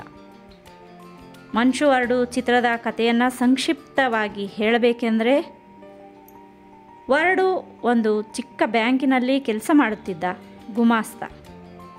ರಾಷ್ಟ್ರ ಆರ್ಥಿಕ ಬಿಕ್ಕಟ್ಟು ಅನುಭವಿಸುತ್ತಿದ್ದ ಸಂದರ್ಭದಲ್ಲಿ ಅವನು ಉದ್ಯೋಗ ಕಳೆದುಕೊಳ್ಳುತ್ತಾನೆ. ಜೀವನ ನಿರ್ವಹಣೆಗಾಗಿ ಅವನು ಒಂದು ಯೋಜನೆಯನ್ನು ತಯಾರಿಸುತ್ತಾನೆ. ಅವಿವಾಹಿತ ವಯಸ್ಕ ಮಹಿಳೆಯರನ್ನು ಮದುವೆಯಾಗುವುದು, ಅವರ ಬಳಿ ಇರುತ್ತಿದ್ದ ಹಣವನ್ನು ಲಪಟಾಯಿಸುವುದು, ನಂತರ ಅವರನ್ನು ಕೊಲೆ ಮಾಡುವುದು. ವರ್ಡು ಅವಿವಾಹಿತನಲ್ಲ. ಅವನ ರೋಗಿಷ್ಠ ಹೆಂಡತಿ ಚಿಕ್ಕ ಚಿಕ್ಕ ಮಕ್ಕಳೊಂದಿಗೆ ಹಳ್ಳಿಯೊಂದರಲ್ಲಿದ್ದಾಳೆ. ತನ್ನ ಗಂಡ ಮಾಡುತ್ತಿರುವ ಕೊಲೆ ಸುಲಿಗೆಗಳ ಆಕೆ ತಿಳಿದಿರಲಿಲ್ಲ. ಆದರೂ ವರ್ಡು ತಾನು ಮಹಾ ಶ್ರಮಜೀವಿಯಂತೆ ಪ್ರಾಮಾಣಿಕನಂತೆ ಹೆಂಡತಿ ಮಕ್ಕಳೆದುರು ನಾಟಕವಾಡುತ್ತಾನೆ. ಒಳ್ಳೆಯ ಮತ್ತು ಕೆಟ್ಟ ಗುಣಗಳ ವಿಚಿತ್ರ ವ್ಯಕ್ತಿಯಾದ ಆತ ನೋಡುವವರ ಕಣ್ಣಿಗೆ ಒಳ್ಳೆಯ ಸಭ್ಯಸ್ಥನಂತೆ ಗೋಚರಿಸುತ್ತಿರುತ್ತಾನೆ. ಆದರೆ ಆತ ತೆರೆಮರೆಯಲ್ಲಿ ಭಯಾನಕ ಅಪರಾಧಿ. ಈ ಚಿತ್ರದಲ್ಲಿ ಭಯಂಕರ ಹಾಸ್ಯ, ಕ್ರೂರ ವ್ಯಂಗ್ಯ, ಸಾಮಾಜಿಕ ವಿಮರ್ಶೆ ತಣ್ಣಗೆ ಹಾಸುಹೊಕ್ಕಾಗಿವೆ. ಸಾಮಾಜಿಕ ಸವಲತ್ತುಗಳಿಂದ ವಂಚಿತಗೊಂಡ ಸಾಮಾನ್ಯ ಮನುಷ್ಯ ತಾನು ಬದುಕುತ್ತಿರುವ ಅಮಾನವೀಯ ಸಮಾಜದಲ್ಲಿ ಎಂಥ ನೀಚ ಕೃತ್ಯಗಳನ್ನಾದರೂ ಮಾಡಬಲ್ಲ ಯಾವುದೇ ವ್ಯಕ್ತಿ ಆ ಸಮಾಜದ ಪ್ರತಿಬಿಂಬ. ಅವನನ್ನು ಅಪರಾಧಿಗಳಿಗೆ ಪ್ರೇರೇಪಿಸುವುದು ಅದೇ ಸಮಾಜವೇ. ಪ್ರತಿಯೊಬ್ಬ ವ್ಯಕ್ತಿಯನ್ನು ತಿದ್ದುವ, ಪೋಷಿಸುವ ಹೊಣೆ ಆಯಾ ಸಮಾಜದ್ದೇ. ಬೆಳ್ಳಿ ತೆರೆಯ ಮೇಲೆ ವರ್ಡು ಮಾಡುವ ಸರಣಿ ಕೊಲೆಗಳು ಶ್ರೀಮಂತ ಪ್ರೇಕ್ಷಕರಿಗೆ, ಹೊಟ್ಟೆ ತುಂಬಿದವರಿಗೆ ಜಿಗುಪ್ಸೆ, ಅಸಹ್ಯ ತರಿಸಬಹುದು. ಆದರೆ ನಿರ್ಗತಿಕರು ಅವನ ಹೀನ ಕೃತ್ಯಗಳನ್ನು ಪರೋಕ್ಷವಾಗಿ ಸಮರ್ಥಿಸದೇ ಇರಲಾರರು. ತನ್ನ ಕುಟುಂಬದ ಅಸ್ತಿತ್ವ ಕಾಪಾಡಲು ಅವನು ಕೊಲೆ ಮಾಡುತ್ತಿರುವುದು ಅನಿವಾರ್ಯ. ಕೊಲೆ ಸುಲಿಗೆ ದೊಡ್ಡವರು ದೊಡ್ಡ ಮಟ್ಟದಲ್ಲಿ ಮಾಡುವಂತೆ ಸಣ್ಣ ಮಟ್ಟದ ಜನ ಸಣ್ಣ ಮಟ್ಟದಲ್ಲಿ ಮಾಡುತ್ತಾರೆ. ಆದರೆ ಸರ್ಕಾರ ಬೆರಳು ಮಾಡಿ ತೋರಿಸುವುದು ಸಾಮಾನ್ಯರನ್ನು ಮಾತ್ರ. ಬಲಿಪಶುಗಳಾಗುವುದು ಸಾಮಾನ್ಯರು, ನಿರ್ಗತಿಕರು. ಇದು ನವ ನಾಗರಿಕ ಸಮಾಜದ ಕ್ರೂರ ವ್ಯಂಗ್ಯ. ಇಂಥ ತಣ್ಣನೆಯ ಕ್ರೌರ್ಯ ಪೀಡಿತ ನಾಗರಿಕ ಸಮಾಜವನ್ನು ಚಾಪ್ಲಿನ್ ತನ್ನ ಚಿತ್ರದುದ್ದಕ್ಕೂ ವಿಮರ್ಶಿಸುತ್ತಾನೆ. ಚಾಪ್ಲಿನ್ ಒಮ್ಮೆ ಚಿತ್ರಕಲಾವಿದೆಯನ್ನು ಪರಿಚಯ ಮಾಡಿಕೊಳ್ಳುತ್ತಾನೆ. ಆಕೆ ವಿಧವೆ. ಆಕೆಯೊಂದಿಗೆ ವಿನೋದ ವಿಹಾರಗಳನ್ನು ಸಾಗಿಸುತ್ತಾನೆ. ಆಕೆ ಚಾಪ್ಲಿನ್ನ ಊರ್ಧ್ವ ಭಾಗವನ್ನು ಚಿತ್ರಿಸುತ್ತಾಳೆ. ಚಿತ್ರ ಮುಗಿದ ಮೇಲೆ ಅವನ ಅಭಿಪ್ರಾಯ ಕೇಳುತ್ತಾಳೆ. ಅವನು ಅದನ್ನು ನೋಡಿ ದೊಡ್ಡ ಕೊಲೆಗಾರನ ಚಿತ್ರದಂತಿದೆ ಎಂದು ಅಭಿಪ್ರಾಯ ವ್ಯಕ್ತಪಡಿಸುತ್ತಾನೆ. ಆದರೆ ಆಕೆ ಕಲಾವಿದನ ಚಿತ್ರದಂತಿದೆ ಎಂದು ವಾದಿಸುತ್ತಾಳೆ. ಕಲಾವಿದ ಮತ್ತು ಕೊಲೆಗಾರನ ನಡುವೆ ಹೇಳಿಕೊಳ್ಳುವಂಥ ವ್ಯತ್ಯಾಸವಿರುವುದಿಲ್ಲ. ಅವರಿಬ್ಬರ ಮಾನಸಿಕ ಸ್ಥಿತಿ ಒಂದೇ. ಅವರಿಬ್ಬರ ಮನಸ್ಸುಗಳಲ್ಲಿ ನಡೆಯುವ ಉಬ್ಬರವಿಳಿತಗಳು ಉಲ್ಲಂಘಿಸಲು ಅವರಿಬ್ಬರೂ ಹಿಂದೆ ಮುಂದೆ ನೋಡುವುದಿಲ್ಲ. ಅವರು ತಮ್ಮ ಬದುಕನ್ನು ತಾವೇ ನಿರ್ಮಿಸಿಕೊಳ್ಳುತ್ತಾರೆ, ರೂಪಿಸಿಕೊಳ್ಳುತ್ತಾರೆ ಎಂದು ಚಾಪ್ಲಿನ್ ಆಕೆಗೆ ವಿವರಿಸುವ ಕೆಲಸ ಮಾಡುತ್ತಾನೆ. ಚಾಪ್ಲಿನ್ ಮನ್ಷು ವರ್ಡು ಚಿತ್ರವನ್ನು ಮಾಡಿದ್ದು ಇಂಥ ಆಲೋಚನಾ ಸರಣಿಯ ಹಿನ್ನೆಲೆಯಲ್ಲಿಯೇ ಎಂಬುದು ಮುಖ್ಯ. ಮನ್ಷು ವರ್ಡು ಚಿತ್ರ ಕೊಲೆಗಾರನೊಬ್ಬನ ಚೈತ್ಯ ವಿಹಾರ. ಈ ಚಿತ್ರದ ಬಗ್ಗೆ ಸರಳ ರೇಖೆಯಂಥ ಅಭಿಪ್ರಾಯವನ್ನು ಹೇಳಲು ಸಾಧ್ಯವಿಲ್ಲ. ಅದೊಂದು ಸಂಕೀರ್ಣವಾದ ಕಥಾನಕ. ಅಸಹಾಯಕ ಪರಿಸ್ಥಿತಿಯಲ್ಲಿ ಸಾಧಾರಣ ಮನುಷ್ಯ ಒಳ್ಳೆಯದು ಕೆಟ್ಟದ್ದರ ಬಗ್ಗೆ ಯೋಚಿಸಲಾರ. ನಾಗರಿಕ ಸಮಾಜದಲ್ಲಿ ಅವನು ಅನಾಗರಿಕನಂತೆ, ಅಸಭ್ಯನಂತೆ ವರ್ತಿಸುತ್ತಾನೆ. ಯಾರೂ ಮಾಡಲು ಹಿಂಜರಿಯುವ ಕೃತ್ಯಗಳನ್ನು ತಾನು ಸಲೀಸಾಗಿ ಮಾಡಬಲ್ಲ. ಅಂಥವನನ್ನು ಹಿಡಿದು ಕ್ರೂರವಾಗಿ ಶಿಕ್ಷಿಸುವುದಕ್ಕೆ ಬದಲಾಗಿ ಸಮಾಜ ಸಹಾನುಭೂತಿ, ದಯೆ, ಕರುಣೆ ತೋರಿಸಬೇಕು ಎಂದು ಮುಂತಾಗಿ ಅರ್ಥ ಬರುವಂತೆ ಚಾಪ್ಲಿನ್ ಮನ್ಷು ವರ್ಡು ಚಿತ್ರದುದ್ದಕ್ಕೂ ಯೋಚಿಸುತ್ತಾನೆ. ಚಿತ್ರದಲ್ಲಿ ವರ್ಡು 4 ಬರ್ಬರ ಕೊಲೆಗಳನ್ನು ಮಾಡಿದ ನಂತರವೂ ಅಪ್ಪಟ ಮನುಷ್ಯನಾಗಿಯೇ ಉಳಿಯುತ್ತಾನೆ. ಅಸಹಾಯಕರಿಗೆ ಸಹಾಯ ಹಸ್ತವನ್ನೂ ಚಾಚುತ್ತಾನೆ. ತನ್ನ ರೋಗಿಷ್ಠ ಹೆಂಡತಿ ಮಕ್ಕಳನ್ನು ಅತಿ ಹೆಚ್ಚು ಪ್ರೀತಿಯಿಂದ ನೋಡಿಕೊಳ್ಳುತ್ತಿರುತ್ತಾನೆ. ಅವನು ಕೊಲೆಗಳನ್ನು ಮಾಡುವುದು ಹಣಕ್ಕಾಗಿಯೇ. ಅವನಿಗೆ ಹಣದ ಅಗತ್ಯ ಇರುವುದು ಹೆಂಡತಿ ಮಕ್ಕಳನ್ನು ಸಲಹುವುದಕ್ಕಾಗಿಯೇ. ಇಡೀ ಚಿತ್ರ ಮಧ್ಯಮ ತರಗತಿ ವ್ಯಕ್ತಿಯ ಸಾಮಾಜಿಕ ಅಂಶಗಳತ್ತ ಗಮನ ಸೆಳೆಯುತ್ತದೆ.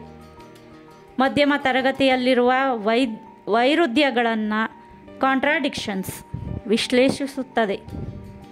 ಮಧ್ಯಮ ತರಗತಿ ಯುದ್ಧಗಳನ್ನು ಬೆಂಬಲಿಸುವಂತೆಯೇ ನೀತಿ ನಿಯಮಗಳಲ್ಲಿ ವಿಶ್ವಾಸ ಪ್ರಕಟಿಸುತ್ತಾ ವ್ಯಾಪಾರವನ್ನು ಸಮರ್ಥಿಸುವ ಮಧ್ಯಮ ವರ್ಗ ತನ್ನದೇ ಆದ ನೀತಿ ನಿಯಮಗಳನ್ನು ರೂಪಿಸಿಕೊಳ್ಳುತ್ತದೆ. ಅದು ಅದಕ್ಕಾಗಿ ಹೋರಾಡುತ್ತದೆ. ಇದೆಲ್ಲವನ್ನು ಚಾಪ್ಲಿನ್ ಚಿತ್ರದ ನಾಯಕ ಪ್ರತಿನಾಯಕ ವರ್ಡು ಮಾತಿನಲ್ಲಿಯೇ ಹೇಳಿಸುತ್ತಾನೆ. ಉದಾಹರಣೆಗೆ, ವ್ಯಾಪಾರ ದ್ರೋಹ ಚಿಂತನೆಯಿಂದಲೇ ಕೂಡಿರುತ್ತದೆ. ಅದಕ್ಕೊಂದು ನ್ಯಾಯವಾಗಲಿ ನೀತಿ ಸಂಹಿತೆಯಾಗಲಿ ಇರುವುದಿಲ್ಲ. ಕ್ರೌರ್ಯ ವಿಸ್ತೃತಗೊಂಡಾಗ ಮಾತ್ರ ಪ್ರತಿಫಲ ನೀಡುತ್ತದೆ. ಒಬ್ಬರನ್ನು ಕೊಲ್ಲುವುದು ಕೊಲೆ, ಅನೇಕರನ್ನು ಕೊಲ್ಲುವುದು ಪರಾಕ್ರಮ. ಪಾಪಿಗಳು ಸಮಾಜದಲ್ಲಿ ಇರದಿದ್ದ ಪಕ್ಷದಲ್ಲಿ ಜಾಗಿ ಗೊಬ್ಬೊಬ್ಬರಂತೆ ಹುಟ್ಟಿಕೊಂಡಿರುವ ಗುರುಗಳು ಬದುಕುವುದಾದರೂ ಹೇಗೆ? ನನ್ನ ಘರ್ಷಣೆ ಇರುವುದು ದೇವರೊಂದಿಗೆ ಅಲ್ಲ, ಮನುಷ್ಯರೊಂದಿಗೆ. ಹೀಗೆ ಚಾಪ್ಲಿನ್ ತನ್ನ ಅಂತರಂಗದ ಮಾತುಗಳೆಲ್ಲವನ್ನ ಪುಂಖಾನುಪುಂಖವಾಗಿ ವರ್ಡು ಬಾಯಿಯಿಂದ ಹೇಳಿಸುತ್ತಾನೆ. ಇಂಥ ಮಾತುಗಳನ್ನು ನಾಗರಿಕರು ಸಭ್ಯಸ್ಥರು ಅರಗಿಸಿಕೊಳ್ಳುವುದಾದರೂ ಹೇಗೆ? ಅಂಥವರು ಪ್ರತಿನಿಧಿಸುತ್ತಿರುವ ಸರ್ಕಾರ ಚಾಪ್ಲಿನ್ನಂಥ ಕಲಾವಿದನ ವಿರುದ್ಧ ತಿರುಗಿ ಬೀಳುತ್ತದೆ. ದ್ವಿತೀಯ ಜಾಗತಿಕ ಯುದ್ಧ ನಡೆಯದಿದ್ದಲ್ಲಿ, ತನ್ನ ಮೇಲೆ ಇಲ್ಲಸಲ್ಲದ ದೋಷಾರೋಪಣೆಗಳನ್ನು ಹೊರಿಸಿ ಸರ್ಕಾರ ಹಿಂಸೆ ಕೊಡದಿದ್ದಲ್ಲಿ, ಚಾಪ್ಲಿನ್ ವರ್ಡೂನಂಥ ಪ್ರತಿ ನಾಯಕನನ್ನು ಅನೇಕ ಸಾಮಾಜಿಕ ವಿಷಾದಗಳೊಂದಿಗೆ ಸೃಷ್ಟಿಸುತ್ತಿರಲಿಲ್ಲವೇನೋ? ಅಂದಿನ ಅಮೇರಿಕನ್ ಸಮಾಜ ಕೊಲೆ, ಸುಲಿಗೆ, ಶೋಷಣೆಗಳ ನಿಲಯವಾಗಿತ್ತು. ಯುದ್ಧದ ಬಗ್ಗೆ, ಆಕ್ರಮಣದ ಬಗ್ಗೆ ಸರ್ಕಾರ ಯೋಚಿಸುತ್ತಿದ್ದರೆ ಸಮಾಜ ಆಂತರಿಕವಾಗಿ ಹಿಂಸಾತ್ಮಕವಾಗುವುದು ಸಹಜ. ಅಂಥ ಸಮಾಜದಲ್ಲಿ ವ್ಯಕ್ತಿ ತನಗಿಂತ ದುರ್ಬಲ ವ್ಯಕ್ತಿಯ ಮೇಲೆ ಸವಾರಿ ಮಾಡುತ್ತಾನೆ. ಇಂಥ ಸಮಾಜದಲ್ಲಿ ಚಾರ್ಲಿ ಕೇವಲ ಚಾರ್ಲಿಯಾಗಿ, ಟ್ರಂಪ್ ಕೇವಲ ನಗೆಯ ಸಾಧನವಾಗಿರುವುದು ಹೇಗೆ ಸಾಧ್ಯ? ಅಪರಾಧಗಳ ನಿಲಯವಾಗಿರುವ ಸಮಾಜದ ಪ್ರತಿನಿಧಿಯಾದ ವರ್ಡು ಒಂದು ಕೊಲೆ ಮಾಡುತ್ತಾನೆ, ಇನ್ನೊಂದು ಕಡೆ ಅಂತಃಕರಣದ ಚಿಲುಮೆಯಾಗುತ್ತಾನೆ. ಇಂಥ ದ್ವಂದ್ವ ಪರಿಸ್ಥಿತಿಯಲ್ಲಿ ವರ್ಡು ಪಾತ್ರ ಅರಳುತ್ತದೆ, ಬೆಳೆಯುತ್ತದೆ. ಚಾಪ್ಲಿನ್ ಏನೋ 2 ವರ್ಷಗಳ ಕಾಲ ಕಷ್ಟಪಟ್ಟು ಮನ್ಷು ವರ್ಡೂನಂಥ ತಾತ್ವಿಕ ಜಿಜ್ಞಾಸೆಯ ಚಿತ್ರವನ್ನು ತಯಾರಿಸಿದ. ಆದರೆ ಸೆನ್ಸಾರ್ ಬೋರ್ಡಿನಿಂದ ಅನುಮತಿ ಪತ್ರ ಪಡೆಯಬೇಕಲ್ವೇ? ಚಾಪ್ಲಿನ್ ಮನ್ಷು ವರ್ಡು ಚಿತ್ರದ ಸಮಗ್ರ ಚಿತ್ರಕಥೆಯನ್ನು ಸೆನ್ಸಾರ್ಶಿಪ್ ಬೋರ್ಡ್ ಇದ್ದ ಬ್ರೀನ್ ಆಫೀಸಿಗೆ ಕಳಿಸಿ ದಿನಗಳನ್ನು ಎಣಿಸತೊಡಗಿದ. ಮೋಷನ್ ಪಿಕ್ಚರ್ಸ್ ಅಸೋಸಿಯೇಷನ್ನ ಸ್ವಯಂ ಘೋಷಿತ ಸೆನ್ಸಾರ್ ಸಂಸ್ಥೆ ಅದಾಗಿತ್ತು. ಸರ್ಕಾರ ತನಗಾಗದವರ ವಿರುದ್ಧ ಅದರ ಮೂಲಕ 10 ಕಿರುಕುಳ ಕೊಡುತ್ತಿತ್ತು. ಸೆನ್ಸಾರ್ ಸಂಸ್ಥೆಯಿಂದ ಪ್ರತಿಯೊಂದು ಚಿತ್ರ ಪ್ರಮಾಣಪತ್ರ ಪಡೆಯಬೇಕೆಂಬುದರ ಬಗ್ಗೆ ಚಾಪ್ಲಿನ್ಗೆ ತಕರಾರಿರಲಿಲ್ಲ. ಆದರೆ ಅದಕ್ಕೆ ಮನವಿ ಸಲ್ಲಿಸುವುದು ಮಾತ್ರ ಸುಲಭವಾಗಿರಲಿಲ್ಲ. ಅಂಥ ಜಾಯಮಾನದ ಸೆನ್ಸಾರ್ ಬೋರ್ಡ್ ಚಾಪ್ಲಿನ್ನ ನಿರ್ಮಿತ ಮನ್ಷು ವರ್ಡುಗೆ ಪ್ರಮಾಣಪತ್ರ ಕೊಡಲು ನಿರಾಕರಿಸಿತು. ಅದನ್ನು ಪ್ರದರ್ಶಿಸಲು ಅನುಮತಿ ನೀಡಲಿಲ್ಲ. ಚಿತ್ರ ಸಮಾಜದ ಆಶೋತ್ತರಗಳಿಗೆ ವಿರುದ್ಧವಾಗಿದೆ ಎಂದು, ಅದು ಸಮಾಜವನ್ನು ಕಟುವಾಗಿ ವಿಮರ್ಶಿಸುತ್ತದೆ ಎಂದು ಕೊಲೆಗಾರನಾದ ಕಥಾನಾಯಕನ ತನ್ನ ಮಾತುಗಳಲ್ಲಿ ಯುದ್ಧದಲ್ಲಿ ನಡೆದ ಸಾಮೂಹಿಕ ಹತ್ಯೆಗಳ ನೀತಿ ನಿಯಮಗಳನ್ನು ಕಠಿಣವಾಗಿ ಪ್ರಶ್ನಿಸುತ್ತಿರುವನೆಂದೂ ಅಲ್ಲದೆ, ನೀತಿ ಬಾಹಿರವಾದ ಲೈಂಗಿಕ ವ್ಯವಹಾರಗಳಲ್ಲಿ ಅಶ್ಲೀಲವಾಗಿ ವರ್ತಿಸುತ್ತಿರುವನೆಂದೂ, ಕುಲಶ್ರದ್ಧೆಗಳನ್ನು ವಿಮರ್ಶಿಸುತ್ತಿರುವನೆಂದೂ, ಹೀಗೆ ಅನೇಕ ತಪ್ಪುಗಳನ್ನು ಪ್ರಸ್ತಾಪಿಸಿ ಚಿತ್ರದ ಪ್ರದರ್ಶನಕ್ಕೆ ಅನುಮತಿ ನೀಡಲು ಸಂಸ್ಥೆ ನಿರಾಕರಿಸಿತು. ಚಾಪ್ಲಿನ್ಗೆ ಸೆನ್ಸಾರ್ ಬೋರ್ಡ್ ಬಗ್ಗೆ ಅಸಹ್ಯ ಹುಟ್ಟಿಕೊಂಡಿತು. ಅದರ ಕಾರಣಗಳು ತುಂಬ ಬಾಲಿಶವಾದವೆನ್ನಿಸಿತು. ಸವಿವರವಾದ ಚಿತ್ರಕಥೆಯನ್ನು ಲಗತ್ತಿಸಿ ಮತ್ತು ಅರ್ಜಿ ಗುಜರಾಯಿಸಿದ. ಅದು ಚಿತ್ರದ ಕೆಲವು ದೃಶ್ಯಗಳ ಬಗ್ಗೆ ಆಕ್ಷೇಪವೆತ್ತಿತು. ಮನ್ಷು ವರ್ಡು ಚಿತ್ರದ ಒಂದು ದೃಶ್ಯದಲ್ಲಿ ವರ್ಡು ಮತ್ತು ಆತನ ಹೆಂಡತಿ ಲಿಡಿಯಾ ಮಾತನಾಡುವಾಗ "ಕಮ್ ಟು ಬೆಡ್" ಎಂದು ಬರುತ್ತದೆ. ಸೆನ್ಸಾರ್ ಬೋರ್ಡ್ನವರು ಕಮ್ ಟು ಬೆಡ್ ಎಂಬ ಮಾತನ್ನು ತೆಗೆದು ಆ ಜಾಗದಲ್ಲಿ ಗೋ ಟು ಬೆಡ್ ಬರೆಯಬೇಕೆಂದು ಸೂಚಿಸಿದರು. ಆ ಒಂದು ಮಾತಿನಿಂದ ಸಾಮಾಜಿಕ ನೈತಿಕ ಮೌಲ್ಯಕ್ಕೆ ಹೊಡೆತ ಬೀಳುತ್ತದೆ ಎಂಬುದು ಅವರ ಅನಿಸಿಕೆ. ಆದರೆ ಆ ಸಮಯದಲ್ಲಿ ಹಾಲಿವುಡ್ನಿಂದ ಅಶ್ಲೀಲ ಮತ್ತು ನಾಚಿಕೆಗೇಡಿನ ಅಂಗಾಂಗ ಪ್ರದರ್ಶನದ ಚಿತ್ರಗಳೇ ಬಿಡುಗಡೆಯಾಗುತ್ತಿದ್ದವೆಂಬುದು ಅಂದಿನ ಸೆನ್ಸಾರ್ ಬೋರ್ಡ್ಗೆ ತಿಳಿಯದ ಸಂಗತಿಯೇನೂ ಆಗಿರಲಿಲ್ಲ. ಅದೇ ಚಿತ್ರದ ಮತ್ತೊಂದು ದೃಶ್ಯದ ಬಗ್ಗೆ ಸೆನ್ಸಾರ್ ಬೋರ್ಡ್ ತೀವ್ರವಾಗಿ ಆಕ್ಷೇಪವೆತ್ತಿತು. ಬಂಡವಾಳಶಾಹಿ ಸಾಮ್ರಾಜ್ಯದಲ್ಲಿ ಒಂದು ಖಚಿತವಾದ ಶಾಸ್ತ್ರೀಯ ಪ್ರಣಾಳಿಕೆ ಇರುವುದಿಲ್ಲ. ಇಂಥ ಸಮಾಜ ದಾರಿದ್ರ್ಯ, ಹಸಿವೆ, ಕೊಲೆ, ಸುಲಿಗೆ, ವ್ಯಭಿಚಾರ, ವಂಚನೆಗಳಂತಹ ಕಪ್ಪು ಕಲೆಗಳನ್ನು ಮೈತುಂಬ ಹಚ್ಚಿಕೊಂಡೇ ಹುಟ್ಟಿರುತ್ತದೆ. ಆದ್ದರಿಂದ ಚಾಪ್ಲಿನ್ ಸಿಗ್ಮಂಡ್ ಫ್ರಾಯ್ಡ್ನ ಸಿದ್ಧಾಂತಗಳನ್ನು ಒಪ್ಪುವುದಿಲ್ಲ. ಮನುಷ್ಯನ ಮೇಲೆ ಕಾಮಕ್ಕಿಂತ ಹಸಿವೆ, ದಾರಿದ್ರ್ಯಗಳು ಹೆಚ್ಚು ಪ್ರಭಾವ ಬೀರುತ್ತವೆ ಎಂದು ನಂಬಿರುವಂತಹ ಕಲಾವಿದ. ಮನ್ಷು 2 ಚಿತ್ರದಲ್ಲಿ ವರ್ಡು ತರುಣಿಯರೊಂದಿಗೆ ಸಂಭಾಷಿಸುವಾಗ ಬರುವ 2 ಲೈನ್ಗಳನ್ನು 2 ವಾಕ್ಯಗಳನ್ನು ಬದಲಾಯಿಸಬೇಕೆಂದು ಆದೇಶಿಸಿತು. ಈ ಸಂಭಾಷಣೆಯಿಂದಾಗಿ ತರುಣಿ ವೇಶ್ಯೆಯಂತೆ ಗೋಚರಿಸುತ್ತಾಳೆ ಎಂಬುದು ಅವರ ಅನಿಸಿಕೆಯಾಗಿತ್ತು. ಅಮೆರಿಕದ ಅಂದಿನ ಸಮಾಜದಲ್ಲಿ ಸೂಳೆಗಾರಿಕೆ ರಾಜಾರೋಷವಾಗಿ ನಡೆಯುತ್ತಿದ್ದುದು ಅವರಿಗೆ ತಿಳಿಯದ ವಿಷಯವೇನೂ ಆಗಿರಲಿಲ್ಲ. ಅದೇ ಚಿತ್ರದಲ್ಲಿ ವರ್ಡು ಒಬ್ಬ ಧಾರ್ಮಿಕ ಗುರುವನ್ನು ಗುಡ್ ಮ್ಯಾನ್ ಎಂದು ಸಂಭಾಷಿಸುತ್ತಾನೆ. ಅದರ ಮೇಲೂ ಅವರು ಕಿಡಿಕಾರದೇ ಇರಲಿಲ್ಲ. ಫಾದರ್ ಎನ್ನುವ ಬದಲಿಗೆ ಗುಡ್ ಮ್ಯಾನ್ ಎನ್ನುವುದರಿಂದ ಕ್ರಿಶ್ಚಿಯನ್ ಸಮಾಜವನ್ನು ಅನುಮಾನಿಸಿದಂತಾಗುತ್ತದೆ, ಅವಮಾನಿಸಿದಂತಾಗುತ್ತದೆ ಎಂಬುದು ಅವರ ವಾದ. ಮನುಷ್ಯನಿಗಿಂತ ಧರ್ಮಗುರುವೇ ಮುಖ್ಯವಾಗಿರುವ ಸಮಾಜದಲ್ಲಿ ಹೀಗೆಲ್ಲ ಅರ್ಥೈಸುವುದು ಸಹಜವೇ. ಚಾಪ್ಲಿನ್ ಸೆನ್ಸಾರ್ ಬೋರ್ಡ್ ನಿರ್ದೇಶನದಂತೆ ಚಿತ್ರದಲ್ಲಿ ಕೆಲವು ಏರ್ಪಾಡುಗಳನ್ನು ಮಾಡಿದ. ಕೊನೆಗೂ ಸೆನ್ಸಾರ್ ಬೋರ್ಡಿನಿಂದ ಪ್ರಮಾಣಪತ್ರ ಪಡೆಯುವಲ್ಲಿ ಯಶಸ್ವಿಯಾದ. ನಂತರ ಚಿತ್ರ ಪ್ರದರ್ಶನದ ಅರ್ಥಹೀನ ಅಡ್ಡಿ ಆತಂಕಗಳು ಅವನ್ನೆಲ್ಲ ನಿರಾಕರಿಸುವಷ್ಟರಲ್ಲಿ ಅವನಿಗೆ ಸಾಕಾಗಿ ಹೋಯಿತು. ಚಾಪ್ಲಿನ್ ಮನ್ಷು 2 ಚಿತ್ರದ ಸಂಕಲನ ಕಾರ್ಯವನ್ನು ಮಾಡುತ್ತಿದ್ದಾಗ ಯುನೈಟೆಡ್ ಸ್ಟೇಟ್ಸ್ ಮಾರ್ಷಲ್ ಆಫೀಸಿನಿಂದ ಒಂದು ನೋಟಿಸ್ ಬಂತು. ಅಂಥ ನೋಟಿಸು ಬಂದದ್ದು ಚಾಪ್ಲಿನ್ ಸೇರಿದಂತೆ 19 ಮಂದಿಗೆ. ಕೂಡಲೇ ವಾಷಿಂಗ್ಟನ್ನಲ್ಲಿರುವ ಅಮೆರಿಕ ವ್ಯತಿರೇಕ ಕಾರ್ಯಕಲಾಪದ ಸಂಘ ಅನ್ ಅಮೆರಿಕನ್ ಆಕ್ಟಿವಿಟೀಸ್ ಕಮಿಟಿ ಹಾಜರಿರಬೇಕೆಂದು ಅದರಲ್ಲಿ ಸೂಚಿಸಲಾಗಿತ್ತು. ಕಾರಣ, ಚಾಪ್ಲಿನ್ ಕಳೆದ 40 ವರ್ಷಗಳಿಂದ ಅಮೆರಿಕಾದಲ್ಲಿದ್ದರೂ ಅಮೆರಿಕಾದ ಪೌರತ್ವವನ್ನು ಪಡೆದಿರಲಿಲ್ಲ. ಅವನು ಬ್ರಿಟನ್ ಪೌರತ್ವದಲ್ಲಿಯೇ ಮುಂದುವರೆದಿದ್ದ. ಈ ವಿಚಾರಣೆಯ ಮುಖ್ಯ ಉದ್ದೇಶ ಅವನನ್ನು 1 ವರ್ಷ ಕಾರಾಗೃಹ ಶಿಕ್ಷೆಗೆ ಒಳಪಡಿಸುವುದಾಗಿತ್ತು. ಅವನು ಕೆಲಸ ಬದುಕು ಬಿಟ್ಟು ವಾಷಿಂಗ್ಟನ್ಗೆ ಹೋಗುವುದು, ಮತ್ತೆ ಅವರು ವಿಚಾರಣೆಯನ್ನು 10 ದಿನಗಳಿಗೆ ಮುಂದೂಡುವುದು. ಹೀಗೆ 2-3 ಸಾರಿ ಆಯಿತು.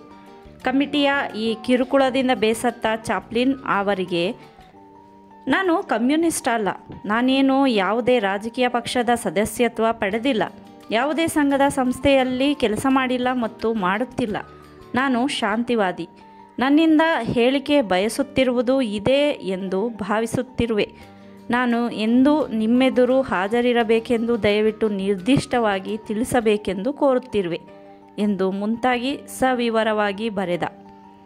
ಕೆಲವು ದಿನಗಳ ನಂತರ UAAC ಕಮಿಟಿಯಿಂದ ಬಂದ ಪತ್ರದಲ್ಲಿ ಕಮಿಟಿ ಎದುರು ಹಾಜರಾಗಬೇಕಾದ ಅಗತ್ಯವಿಲ್ಲವೆಂದು ತಿಳಿಸಲಾಯಿತು.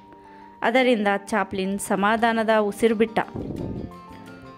ಚಾಪ್ಲಿನ್ ಇಷ್ಟೆಲ್ಲ ತೊಂದರೆಗಳನ್ನು ಎದುರಿಸಿ ಮನ್ಷು 2 ಚಿತ್ರವನ್ನು ಕ್ರಿಸ್ತಶಕ 1947 ಏಪ್ರಿಲ್ ತಿಂಗಳಲ್ಲಿ ನ್ಯೂಯಾರ್ಕ್ನ ಬ್ರಾಡ್ವೇ ಚಿತ್ರಮಂದಿರ ಸೇರಿದಂತೆ ಅನೇಕ ಕೇಂದ್ರಗಳಲ್ಲಿ ಏಕಕಾಲಕ್ಕೆ ಬಿಡುಗಡೆ ಮಾಡಿದ.